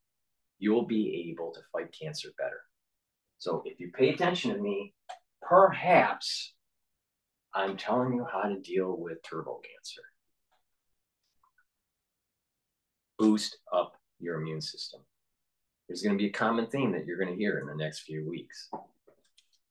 Magnesium and zinc. What does it do? Oh, it boosts up your immune system. Take it every day. Take a double dose if you're not feeling it. And I also have lozenges and drops. The 20 count lozenges in sweet menthol and in green apple. And the drops are 100 count in honey lemon and blueberry. They are structural nanosilver products that neutralizes the pathogen. So if you're taking the drop or the lozenge, you're not only soothing your throat, but you're actually, because of the secretions, but you're actually neutralizing pathogens. This is way better than Halls or some other, you know, lozenges that you may be using. Okay. Let's take a look at another one here. 41 minutes ago, India did a clip on the Israeli war, and U.S. stopped sales of M16 guns to Israel as tension rises. So let's see what that is. What's going on there? I made over $10 million on Amazon. If I lost it all and had to rebuild in today's AI, here's exactly what I would do. First, I would use AI to find a popular product. The next phase in the fighting against Hamas in Gaza. Israel faces increasing diplomatic isolation in its war against Hamas. 153 countries out of the 193-member United Nations General Assembly have called for an immediate ceasefire in Gaza. Israel faces increasing international pressure to do more to limit civilian Palestinian deaths as well as it aims to destroy Hamas. Facing the heat, the US President Joe Biden also warned Israel that it risks losing support over the indiscriminate bombing of Gaza. Meanwhile, the National Security Advisor Jake Sullivan is heading to Israel as well, as we said, for talks. This after Biden's comments that the US strongly supports Israel in its war with Hamas. There are clear indications here that there are mixed signals coming from America about what it wants Israel to do next.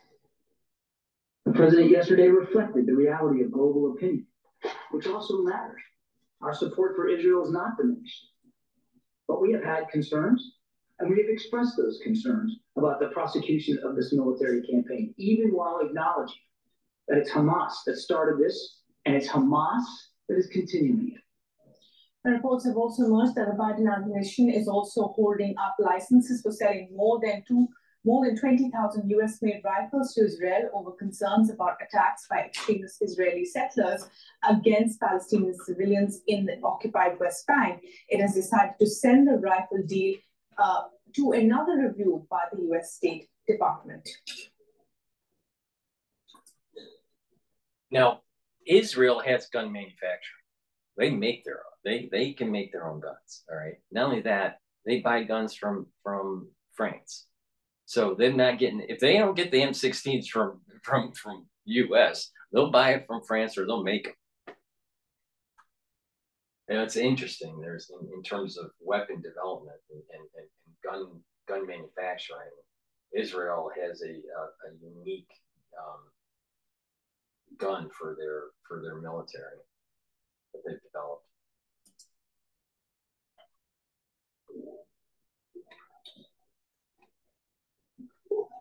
And for the very latest on Jake Sullivan's visit to Israel and what it means for the relations between Israel and America, our correspondent Jody Ko has the details. US National Security Advisor Sullivan is in Israel on Thursday for meetings to discuss the timetable of the war, with the US wanting to see the main fighting over by January, and Israel saying the war must end when Hamas is no longer a threat and the 135 remaining Israeli hostages have been returned. They're also likely to discuss aid and who should govern a post-war Gaza. The US would like to see the Palestinian Authority take on this role, but Prime Minister Netanyahu has said Gaza can't be led by an entity that supports, teaches and finances terror. Meanwhile, Hamas chief Haniyeh has called for negotiations on a ceasefire, including continued Hamas rule in Gaza after the war. The US is against the ceasefire, but would like to see talks on another temporary truce. Israel has suggested it first needs to see a signal that Hamas is really interested in another deal. In the meantime, they believe military pressure is the best way to make that happen. And according to one report, Israel has asked Egypt to mediate. This is Jodie Cohen for WION, World is One. Let's drop into Al Jazeera here for a little bit. Sense of what we're seeing in this part of the country on this northern border, where really it's incredibly quiet, where people have left their homes. And I just want to give you a sense of how immediate leaving their homes were. This is a home here, for example, that has been effectively abandoned, right, since October 7. And just to show you how quickly people would have left this area on the border. This, for example, when the October 7 attack happened, it was the end of the Jewish holiday Sukkot. And this is what's known as a sukkah. It's usually built during the holidays for the families outside. And you can see tables and chairs left as they are, rubbish in the corner. You also have pomegranates, tangerines, lemons hanging from there that have dried up. And it really gives you a sense of how people were so worried after October 7 and with all these Hezbollah attacks.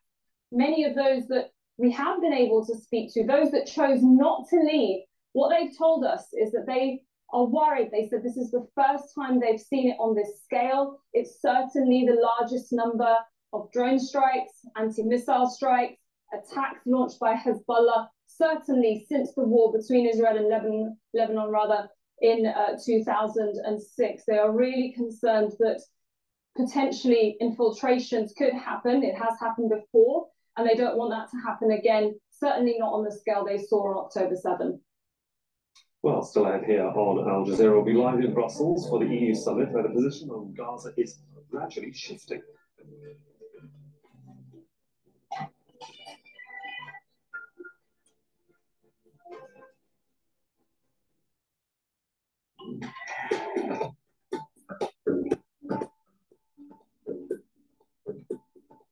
You're just in time for your weather update across the Americas. Good to see you. Still getting striked with some solid bands of rain around Miami.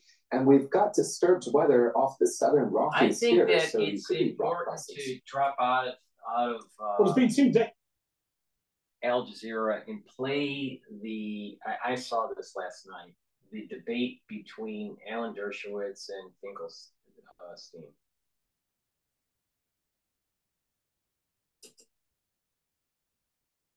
Since my next 2 guests agreed to debate one another on live television. Both Norman Finkelstein and Alan Dershowitz are Jewish, but their perspectives on the Israel-Palestine conflict couldn't be more different. And they both join me now. Lauren also. Alan did very well in his career, and he's moving towards the retirement, right? Finkelstein, I don't follow because of his left-wing politics, all right? Both of them are non-observant Jews. All right, let's put that, the problem is not just Israel and Palestine and Israel versus Hamas. It is also these 4 different categories that are in Israel. All right, and I'm broad brushing this. There are the ones that are follow the Torah, observant Jews, right? Ones, and when I say observant, I'm not saying ultra Orthodox. What I mean is, are you following kosher laws? Are you doing, at least one, prayer, one prayer service, a day? Normally there are 3, right? If you really want to get Kabbalistically, there's actually 5, but there's usually 3: morning, afternoon, and evening prayer. Just doing one of them. All right. Do they have mezuzahs on their doors? Do they follow, most of the Shabbos laws? Not working, trying to not kindle light, and all these different, not tearing paper, and there's a bunch of laws. You can't walk so many steps and all this stuff, right? There are like 39 laws that are tied to Shabbos and the holidays. Or are they more cultural Jews? All right. So you have Jews that are observant. Now, in that category, there are ultra observant and just observant. Now, I'm in the category of observant, right? And you have observant Jews, and you have Jews that don't really observe, but are right-leaning in terms of politics. Then you have left, so that's Alan Dershowitz, non-observant Jew or very little observance, and right-leaning. Finkelstein is left-leaning, very little observance. Then, or you might even put him ultra-liberal, but let's just put him liberal. Then you have these ultra blue-haired liberals that want to basically water down forcefully the religion. And there's the dynamic within Israel, this quiet or this cold civil war that's happening. Now, both of those representatives, one's on the right side, one's on the left side, but they're not very religious Jews. They're not, and there's the problem. There's the problem. What you really need is people on all 4 of those categories: religious person, right-leaning; less religious person, right-leaning; a left-leaning, not very religious Jew, and a very, very leftist, ultra-leftist, non-religious Jew on the panel talking. And then you'll start seeing what I'm talking about, how complex this issue is. And it's not so easy to just say, it's not as easy as just to say, Netanyahu's a bad guy. No, it's way deeper than that. Way deeper within the subsets within conservatism and the ones that are following religion, and the subsets that are on the leftist side and that are trying to actually water down the religion.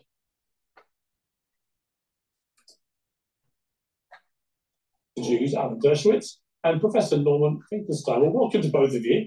I feel a bit like Kofi Annan bringing you two gentlemen back together, but I'm glad that you both agreed, and I hope we can have a civilized debate. We've had some pretty rancorous debate this week on the program, and I want to try and really have a proper conversation about where we are in this war and about this burning question. And I'll start with you, Alan Dershowitz, about what we're seeing in Gaza now is, to many people, now the very terrorism which Israel set out to destroy.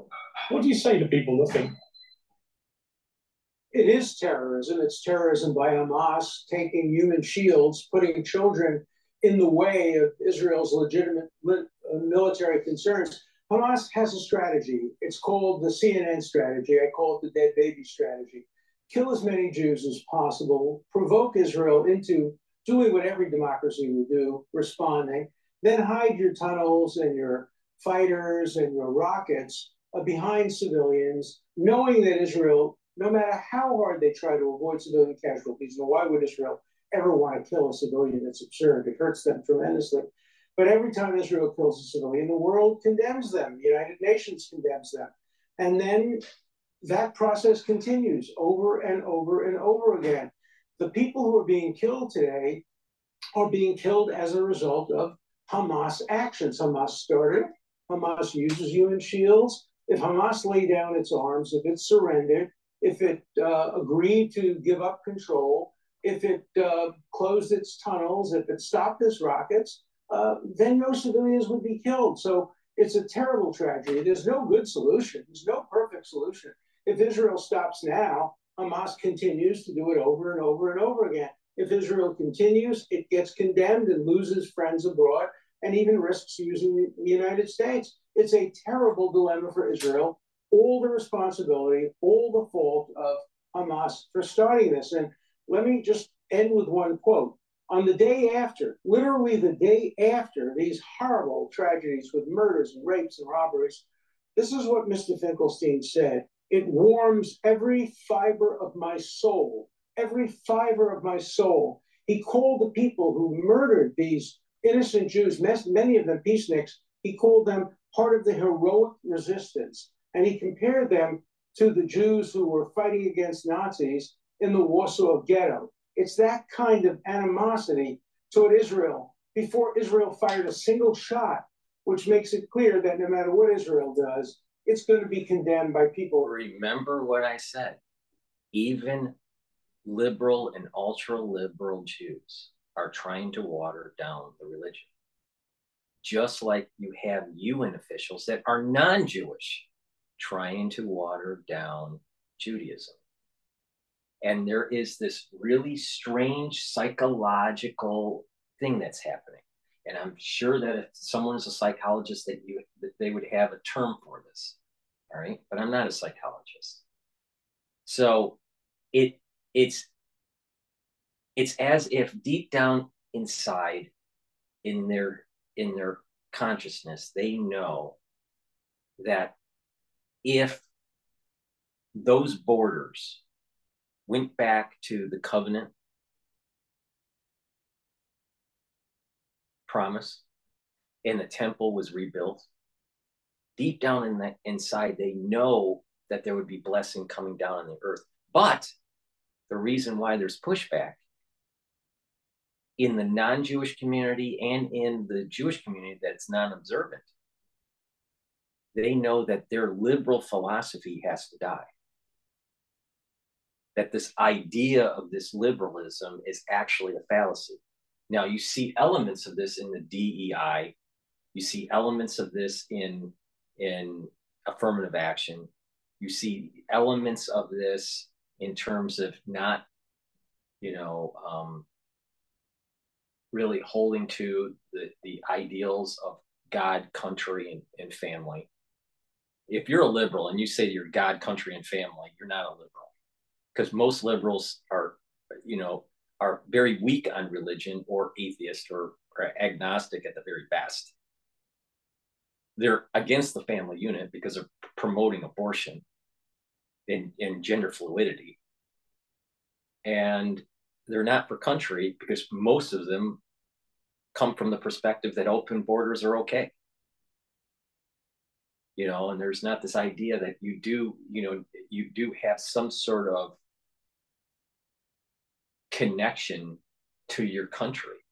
You know, there should be some sort of, you know, to be proud of your country, right? It's not the only thing, but liberals have a tendency to erode those three major pillars: God, country, and family. You gotta keep that in mind. Gotta keep that in mind.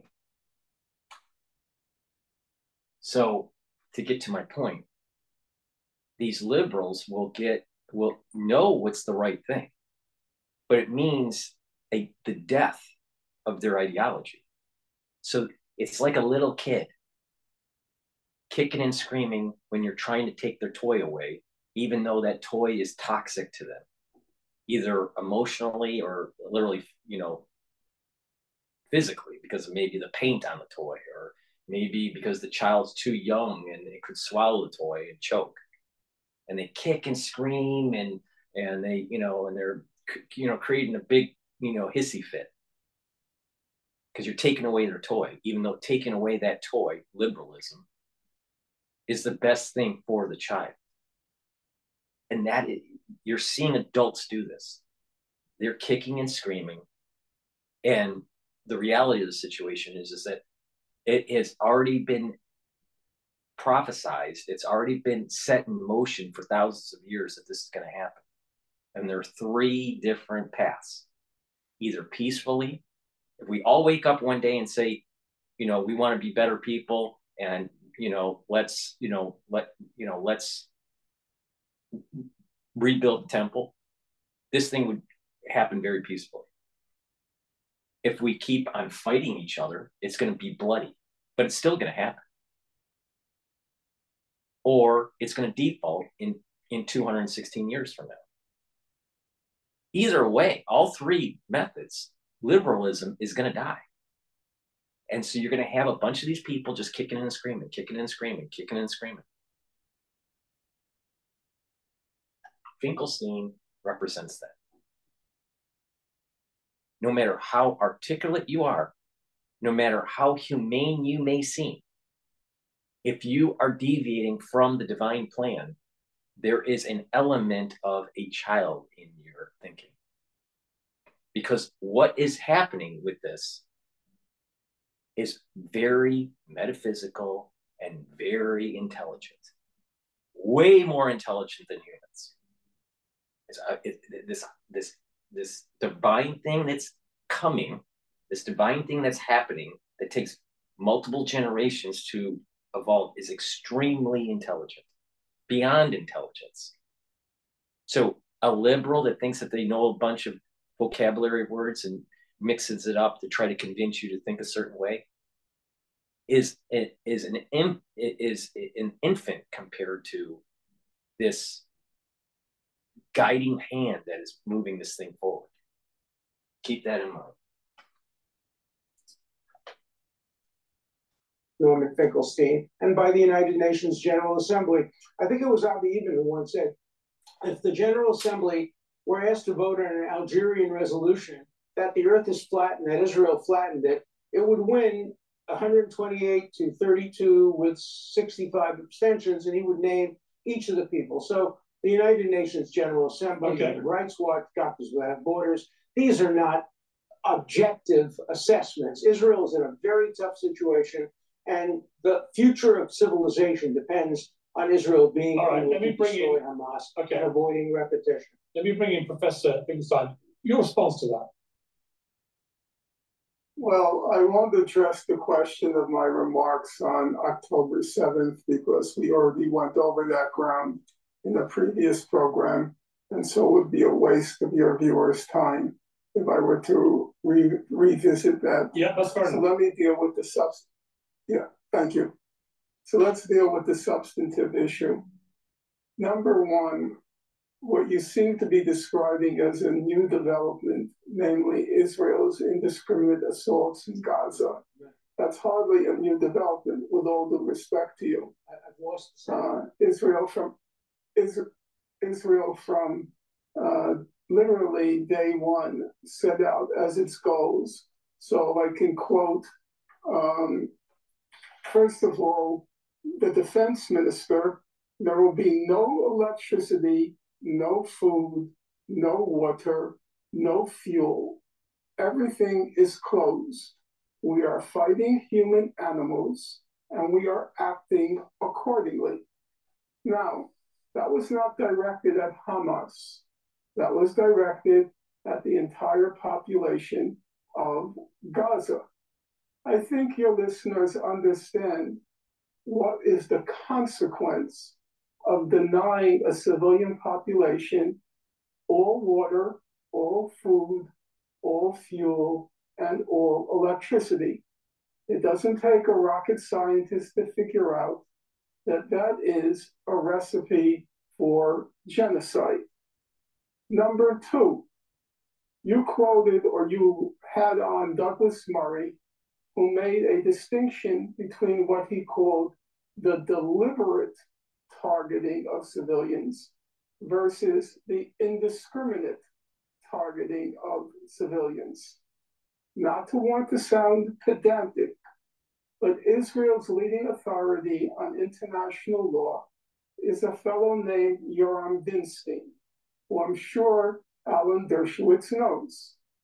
And Mr. Dinstein, or Dr. Dinstein, he stated that there is no fundamental difference under international law between the deliberate targeting of civilians and the indiscriminate targeting of civilians.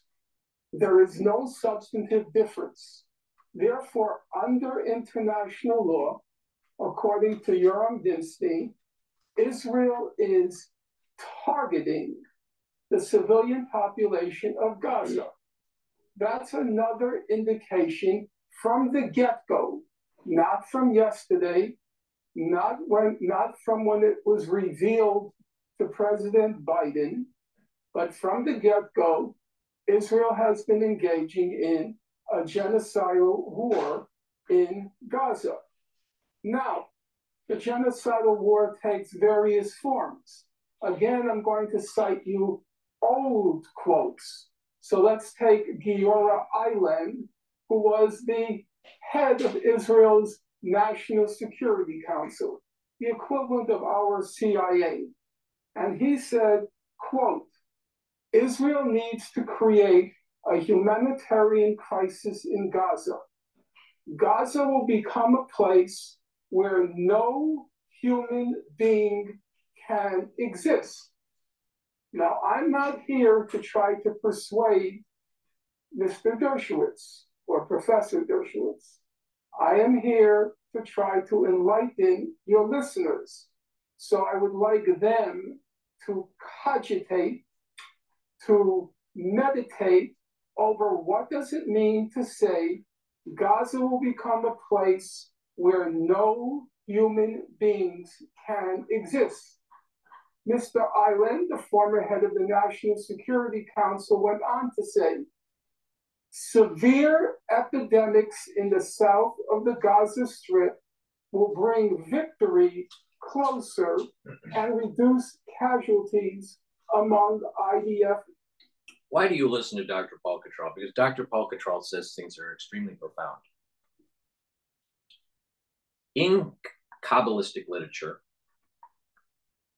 the difference between man and beast isn't just an animal versus, let's just say, mankind. It is stating that you can have humans that are beasts and you can have humans that are man. And man, meaning Adam, being a Holy Spirit, or a person that doesn't have a spark of divinity, a spark of holiness, it's not living a holy life, would be considered an animal or a beast. So when people use these terms, even if they may not notice they're using them, they're actually saying something very deeply Kabbalistic. And so by saying that Gaza isn't going to be for, it's just going to be for beasts or animals, and it's not going to, and no man could live, or human could live there, or mankind could live there. Basically stating that there's going to be a carve out of Israel proper, and people that are not holy are going to be in Gaza. Now, a lot of people that are listening to me will disagree, but that is exactly what is going on Kabbalistically. And there are ramifications of what I'm saying. I know that. But that's what's happening Kabbalistically. And the fact is that the people in Gaza could be more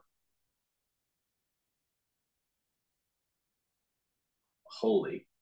They could have more divinity. They can practice more holiness, more spirituality. And then they would no longer be beasts. But a human can be a beast. And it depends on if they have that divine soul or not. A lot of them don't have it.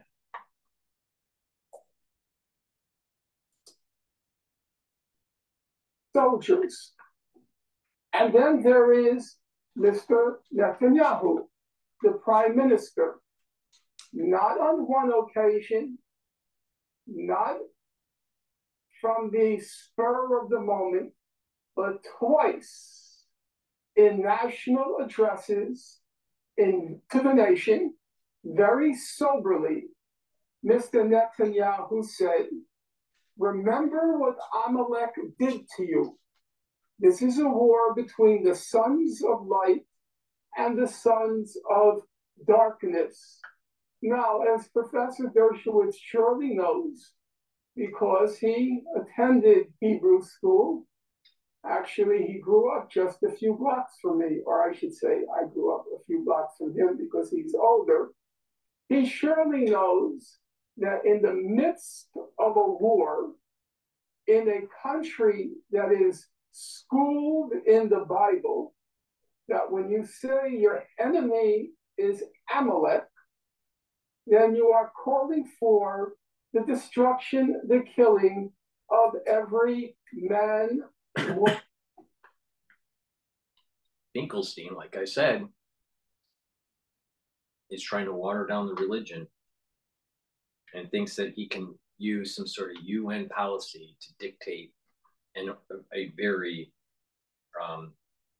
Kabbalistic requirement that's coming. Now, maybe it happens 216 years from now. Maybe it happens tomorrow. I can't tell you. But it's coming. Now, for this to happen,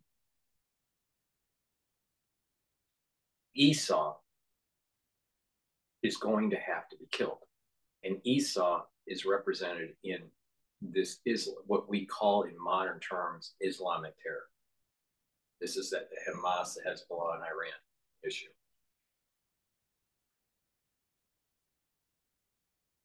And that they're supposed to be Kabbalistically a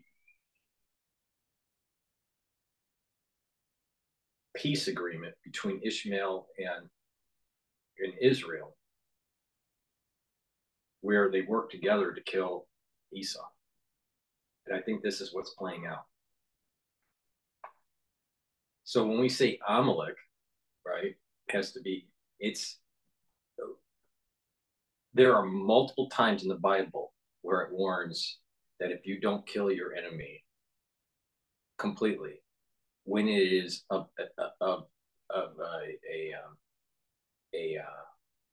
divine commandment or a divine will, and you don't follow that divine will, then a curse will come on to the people that were told to do it.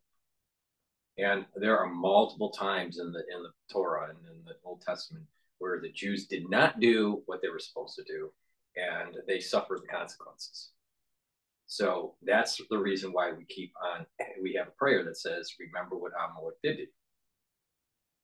and remember what you're supposed to do when these types of things happen, right? It's not every war. It's only when we're dealing with that very evil soul root from Esau.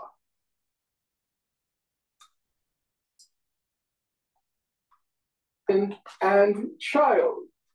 So with all due regard to Mr. Dershowitz, I have to say this issue of human shielding is totally beside the point because it doesn't even come into play in this particular situation.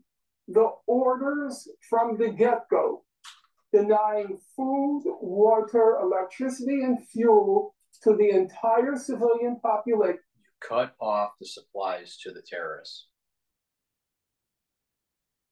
For 16 years, the Palestinians didn't fight hard enough to prevent Hamas from digging in and controlling them. So they're partly at fault. It is the absolute complete destruction of Hamas, Hezbollah, and Iran. That's what needs to happen. Mr. Finkelstein, or Dr. Finkelstein. The order from the get-go to turn Gaza into a place that is not able to sustain human life.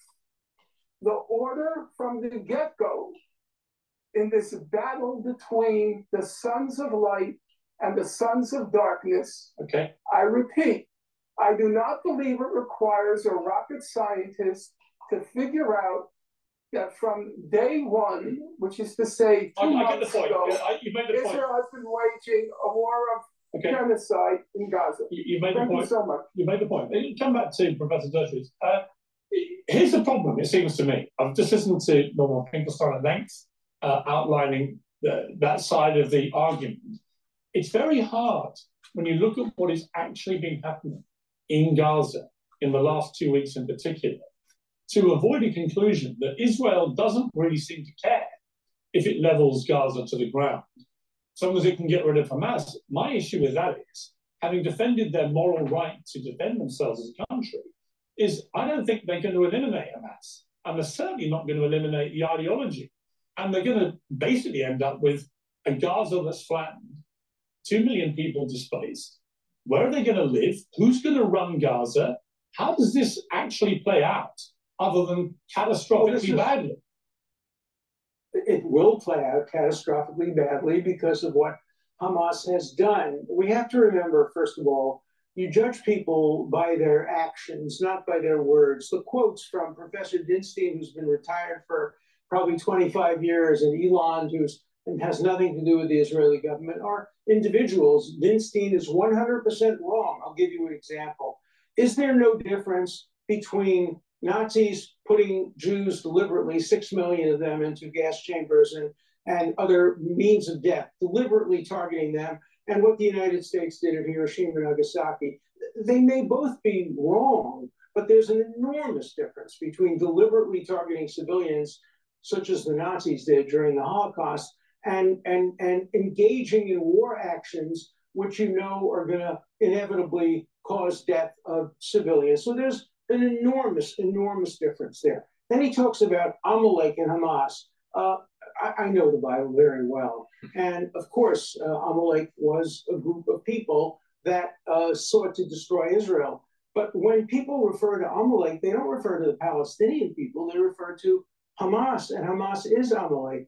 Hamas is the Nazi party. Hamas are not heroic resistance people. Here's the thing, is that in Kabbalistic praying, every day in the morning, one is supposed to remember, it's called the 6 remembrances. And the idea is you're supposed to remember that God took you out of, for Jews, God, took the Jews out of Egypt.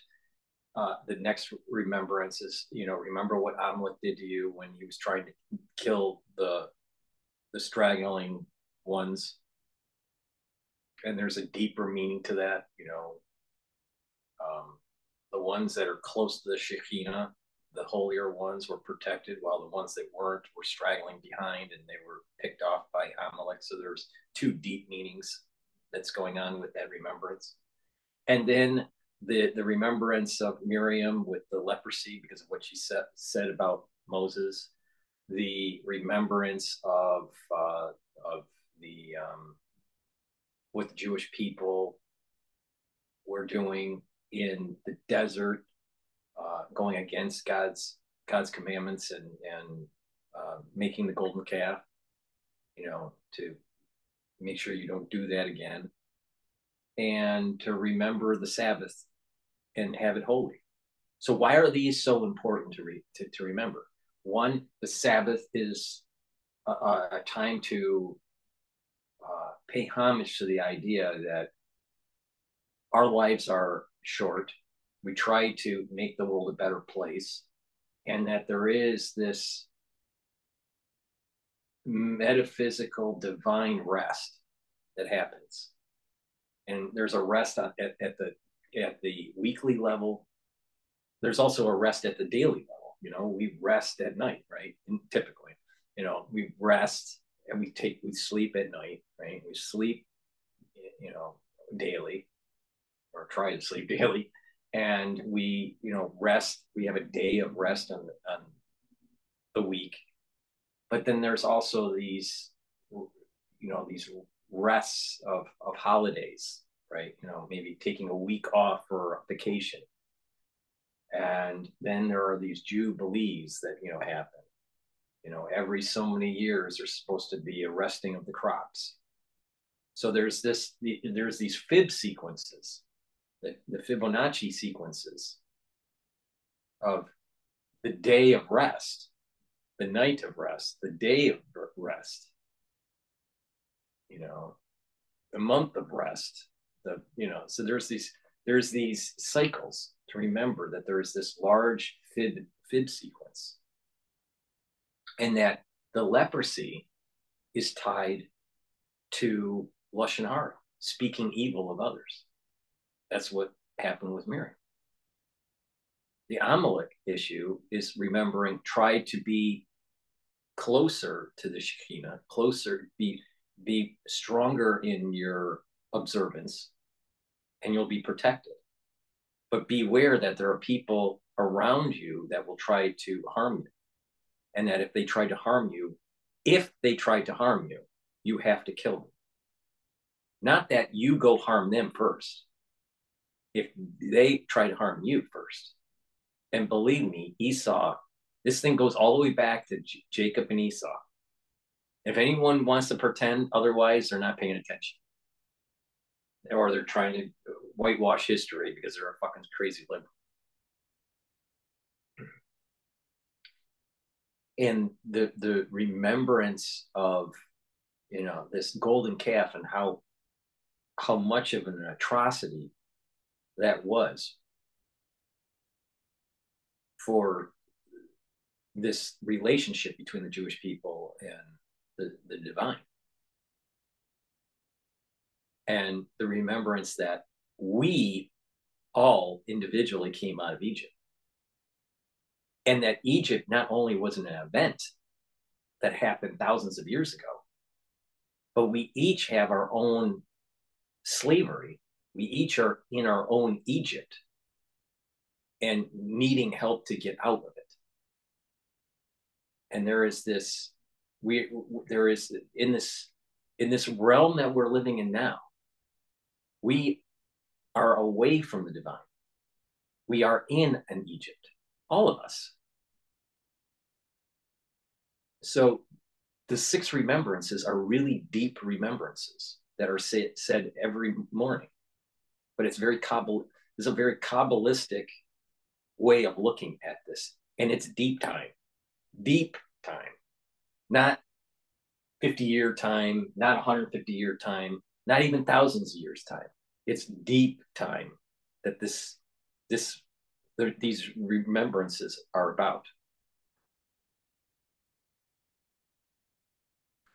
So even though they are 2 individuals of esteem in their particular perspective, all right? People followed Dershowitz, people followed Finkelstein, right? But they're not as deep is what I just said. And that's why I keep on saying that these events that are taking place are Kabbalistic and of an intelligence level that is, you can't even put a number on it. And you think you can make this work out and you'll be able to socially engineer this, soft land this. But in reality, we're just a bunch of little rats running around with very little ability to change events and don't even realize it.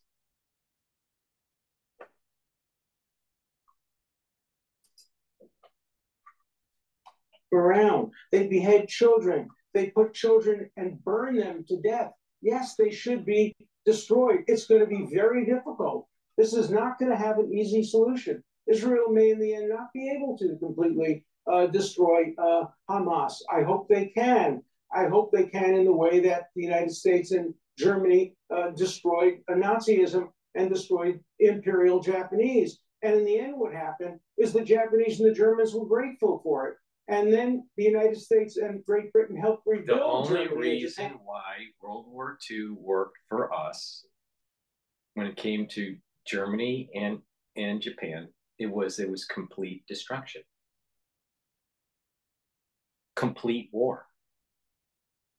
Like I said in previous videos, if you don't do complete war, only half war, there are no winners. There are only two losers, and one side losed a little bit more than the other and capitulated. But total war means you won the war, not lost it less. That is part of the meaning of Amalek.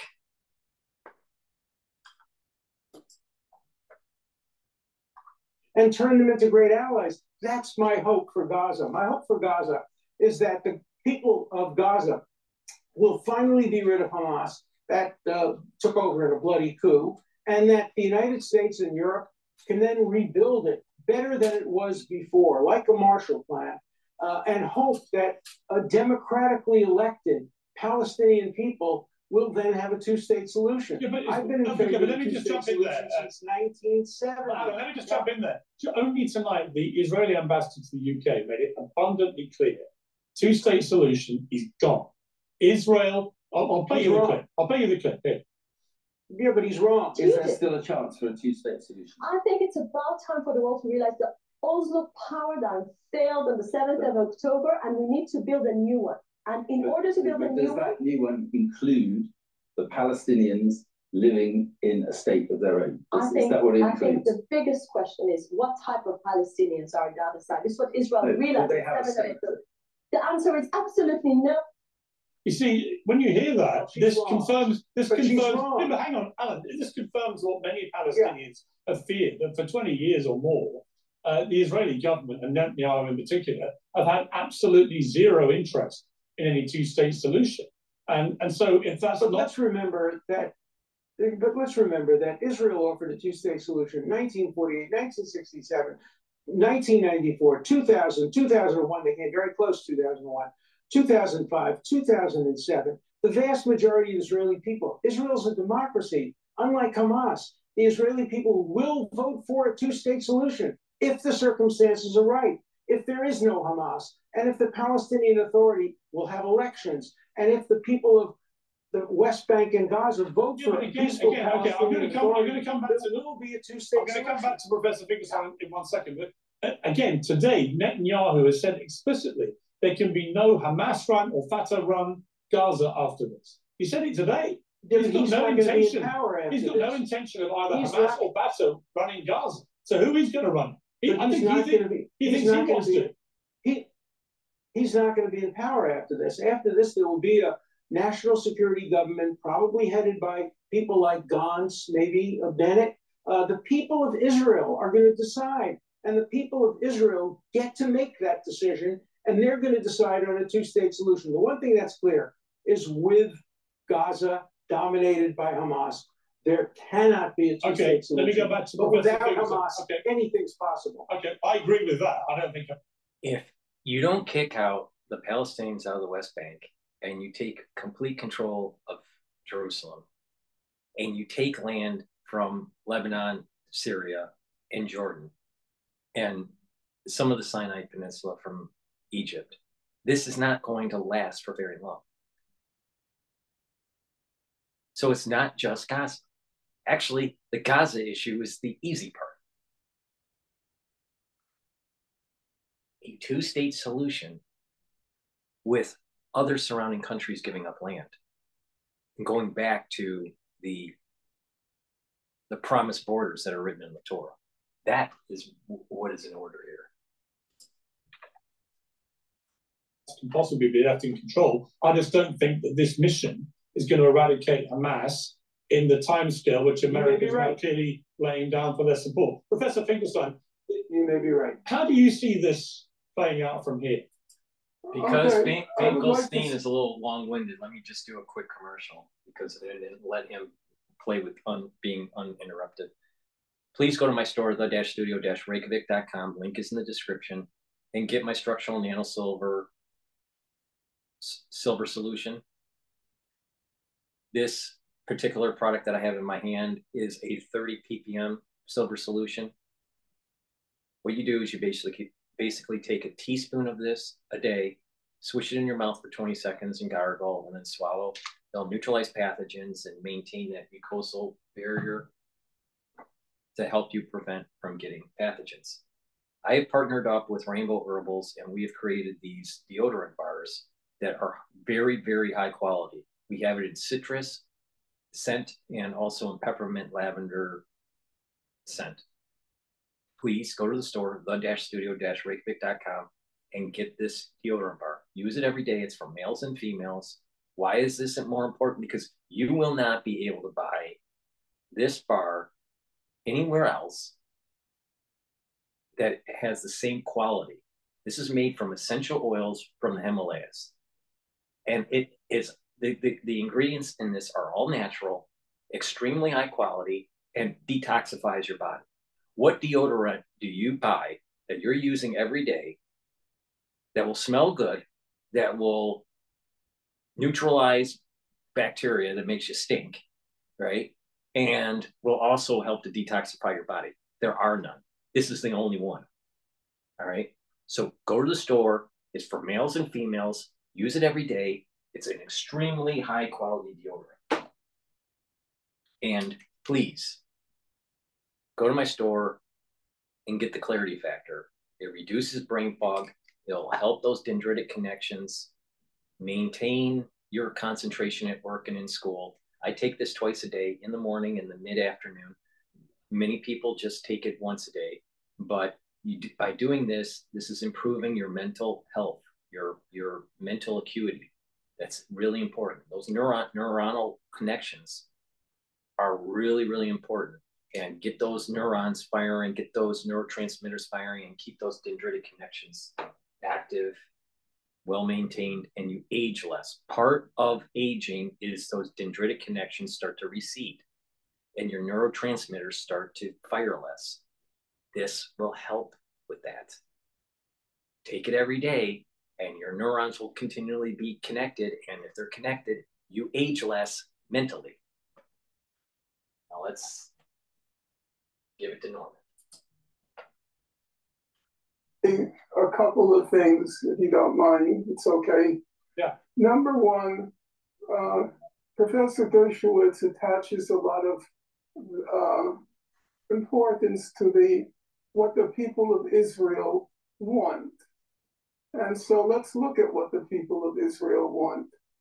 According to the most recent polls, 60% of Israelis believe, Jewish Israelis, 60% of Jewish Israelis believe that Israel is not using sufficient force in Gaza. 60% believe that Israel should, or the government, should escalate the amount of force it should use in Gaza.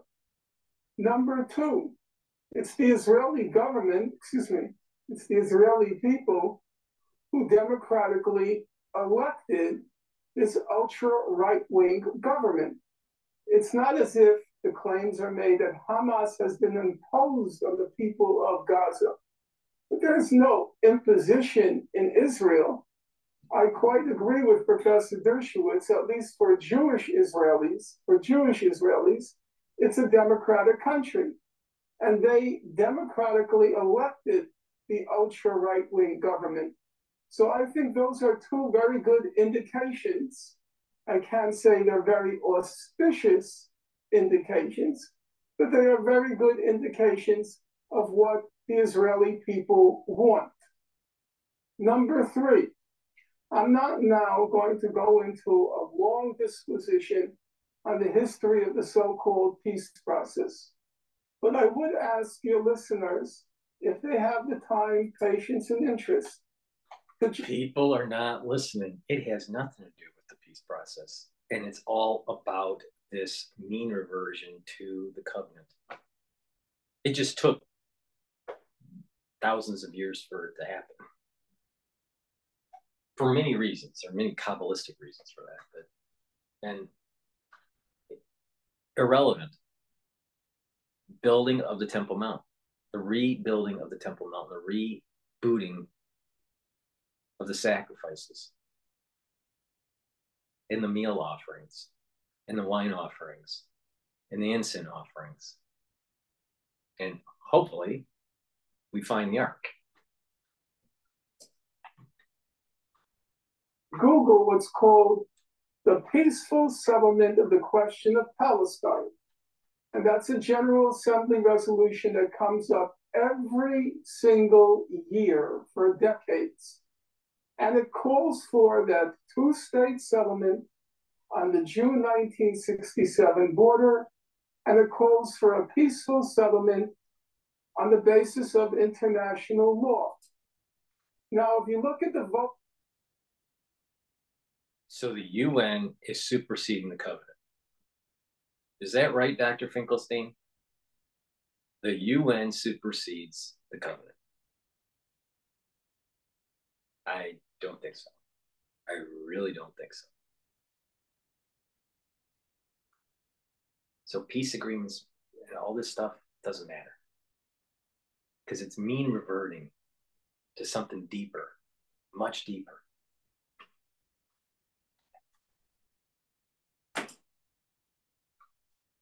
Record every single year. It's the whole world, including the state of Palestine on one side, supporting a two-state settlement on the basis of international law, and on the other side, opposing it's the United States, Israel, and usually some South Pacific atolls like Tuvalu, Nauru, and Micronesia and the Marshall Islands. That record is written in stone. It can't be changed. And it makes very clear what is the obstacle to a settlement. The obstacle is the record of the covenant has been written down and has been known for thousands of years, Dr. Finkelstein.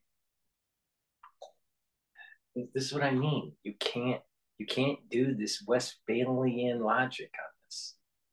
On other nations you can, but this thing is different. This is different. There is this tool, there is this machine called the temple that can tap into the divine.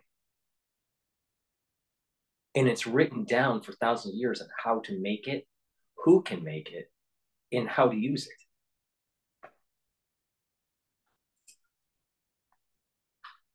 So, backed by the United States, opposes a two-state settlement on the basis of international law, the law that has been defined by the International Court of Justice, the legal arm of the United Nations. Now, I'm going to make one remark now, which you will find perhaps controversial or unacceptable, Piers. However, I hope you'll allow me to say it, and then you can engage it, as you said, in a civil fashion. You say that the actions of Hamas have disqualified it from any participation in a peaceful settlement. Now, I am not going to make any brief for Hamas. It's for the people of Palestine to decide who should be their leaders, who should represent them. But I do have to ask you, Piers, and I respect you. So I'm asking you this as a matter of not rhetoric, but one intelligent person to another. I'm asking a simple question.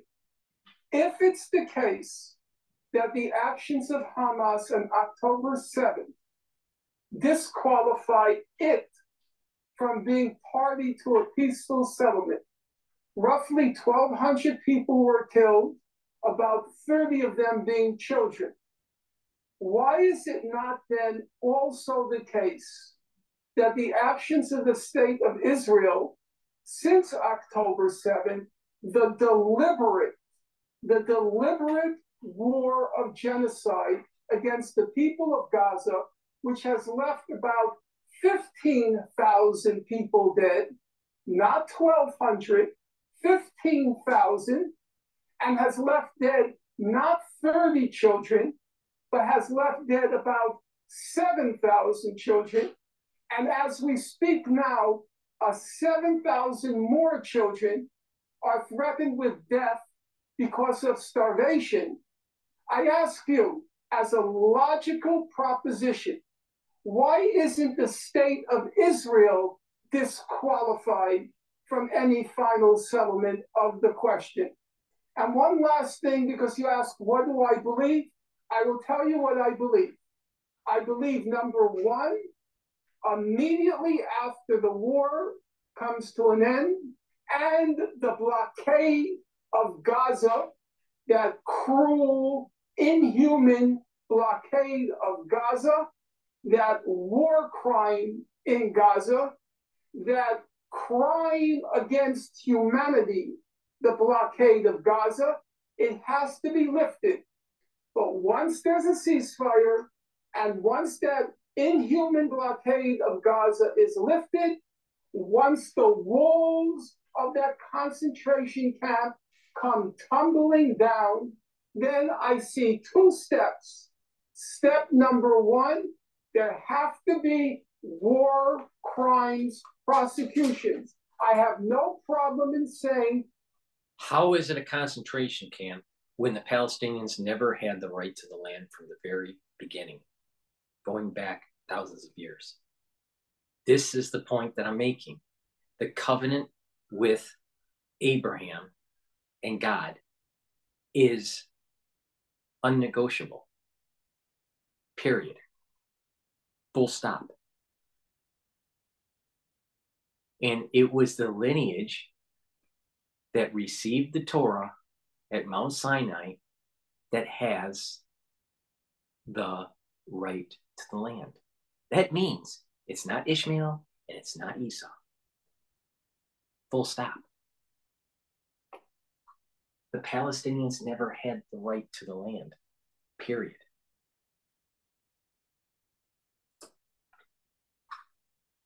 Both sides, but there must be accountability. You cannot get away with executing a war of genocide in broad daylight and then continue. And number two, there has to be a settlement on the basis of international law. That is the only consensus basis for ending the conflict once and for all. Okay. I want to just do a very quick reply, please, Professor Dershowitz. I was going to end it there, but I want to give you a right reply on that one point. You're a lawyer. This point about international law, when President Biden, the head of America, the biggest, strongest ally for Israel, comes out and says that the bombing has been indiscriminate, he's accusing Israel directly of committing war crimes. That is a war crime, if it has indeed been indiscriminate. Is this war now at a stage where America may pull its support because they believe that Israel is breaching international law? It's not. Today, 10 Israeli soldiers, including a commander, were killed in northern Gaza because Israel refused to bomb that site, which it could easily have done. Instead, it sent in brave 18, 19, 20-year-olds, some of them considered children under the Hamas definition of anybody under 19. And they were all killed because Israel made a decision not to bomb indiscriminately. It has never bombed indiscriminately. It has always bombed as part of a process. That it is? Because he usually, very often, carelessly uses words. I'm a supporter of Joe Biden, but he's wrong. It's not indiscriminate. It's very, very discriminate. In terms of international law, Finkelstein is just dead wrong. I helped draft 242, the UN resolution. I was working with Arthur Goldberg in 1967, and that talked about territorial adjustments. Israel has the right to make some territorial adjustments. They shouldn't have had occupation of civilians, but going back to the 67 borders is an invitation to suicide. And you know when the blockade of Gaza will end? The day that Hamas is no longer in control, and the day when rockets no longer attack Israeli civilians, that's the day the blockade will end. The blockade is a good thing designed to prevent Hamas from firing rockets, using tunnels, and doing a repetition of what happened on October 7th. I do not agree that the blockade is a good thing. I do think that the occupation of Gaza for many decades has been a terrible thing. The part of the Palestinians has been horrific. None of that justifies October the 7th, which is one of the worst terror attacks of modern times. But I'm grateful to both of you for agreeing to come together and having a civilized debate about this. We've got to do more talking. This will only get resolved in the end by people talking and reaching a resolution. So thank you, both of you. Thank you very much indeed. It's going to play out exactly like I said. And it's going to mean revert back to the Temple Mount and the promissory borders that are written in the Torah. I don't know how many years it's going to take, but anything short of that is going to kick the can down the road, and it's going to get worse. And unconventional means will mean that unconventional means will get into the hands of the terrorists, and the wider world will be more affected. There is a smarter intelligence governing these sets of events, and we think we're in control. We think we can soft land this, and we can't. The only thing that we can do is actually try to increase the spirituality in ourselves, in our societies, to be able to accept the divine light, this Or Ein Sof that's coming in for the blessing and the curse. The ones that don't do it will get cursed. The ones that do will get blessed. It's that simple. And all this rhetoric is all bullshit. Please go to my store, the-studio-reykjavik.com, and get the resveratrol because you want to increase your longevity, so maybe you'll see the messianic age. Resveratrol will help to get rid of senescent cells. Very important to maintain a good basal layer for the area that starts to repopulate tissue. So resveratrol has been known to help with that. Please get my resveratrol on my store, the-studio-reykjavik.com. Ashwagandha root, extremely important to bring down inflammation and control that glucose level. Take this every day. Synergistically, turmeric with ashwagandha. All right, it's a strong antioxidant, but it also brings down that inflammation. It's part of the anti-aging protocol. One of the best ways to soak up free radicals, reduce aging, increase ATP, increase cellular health, increase the mitochondrial health is by taking C60. This is either in avocado oil or in coconut oil. C60 is a molecule that will soak up these free radicals that do damage to your cells. And when you soak those up on a regular basis, take a teaspoon of this a day, you'll start to notice that your body you have more energy and you are slowing down that aging process. You are getting your body to a point where it's healing itself. All right. And you add this to the protocol, liquids and gels for structural nanosilver, taking those every day, taking a teaspoon of the structural nanosilver liquids that I sell. Take the turmeric and the ashwagandha to bring down that inflammation, and take this to soak up those free radicals, and you have a great anti-aging protocol.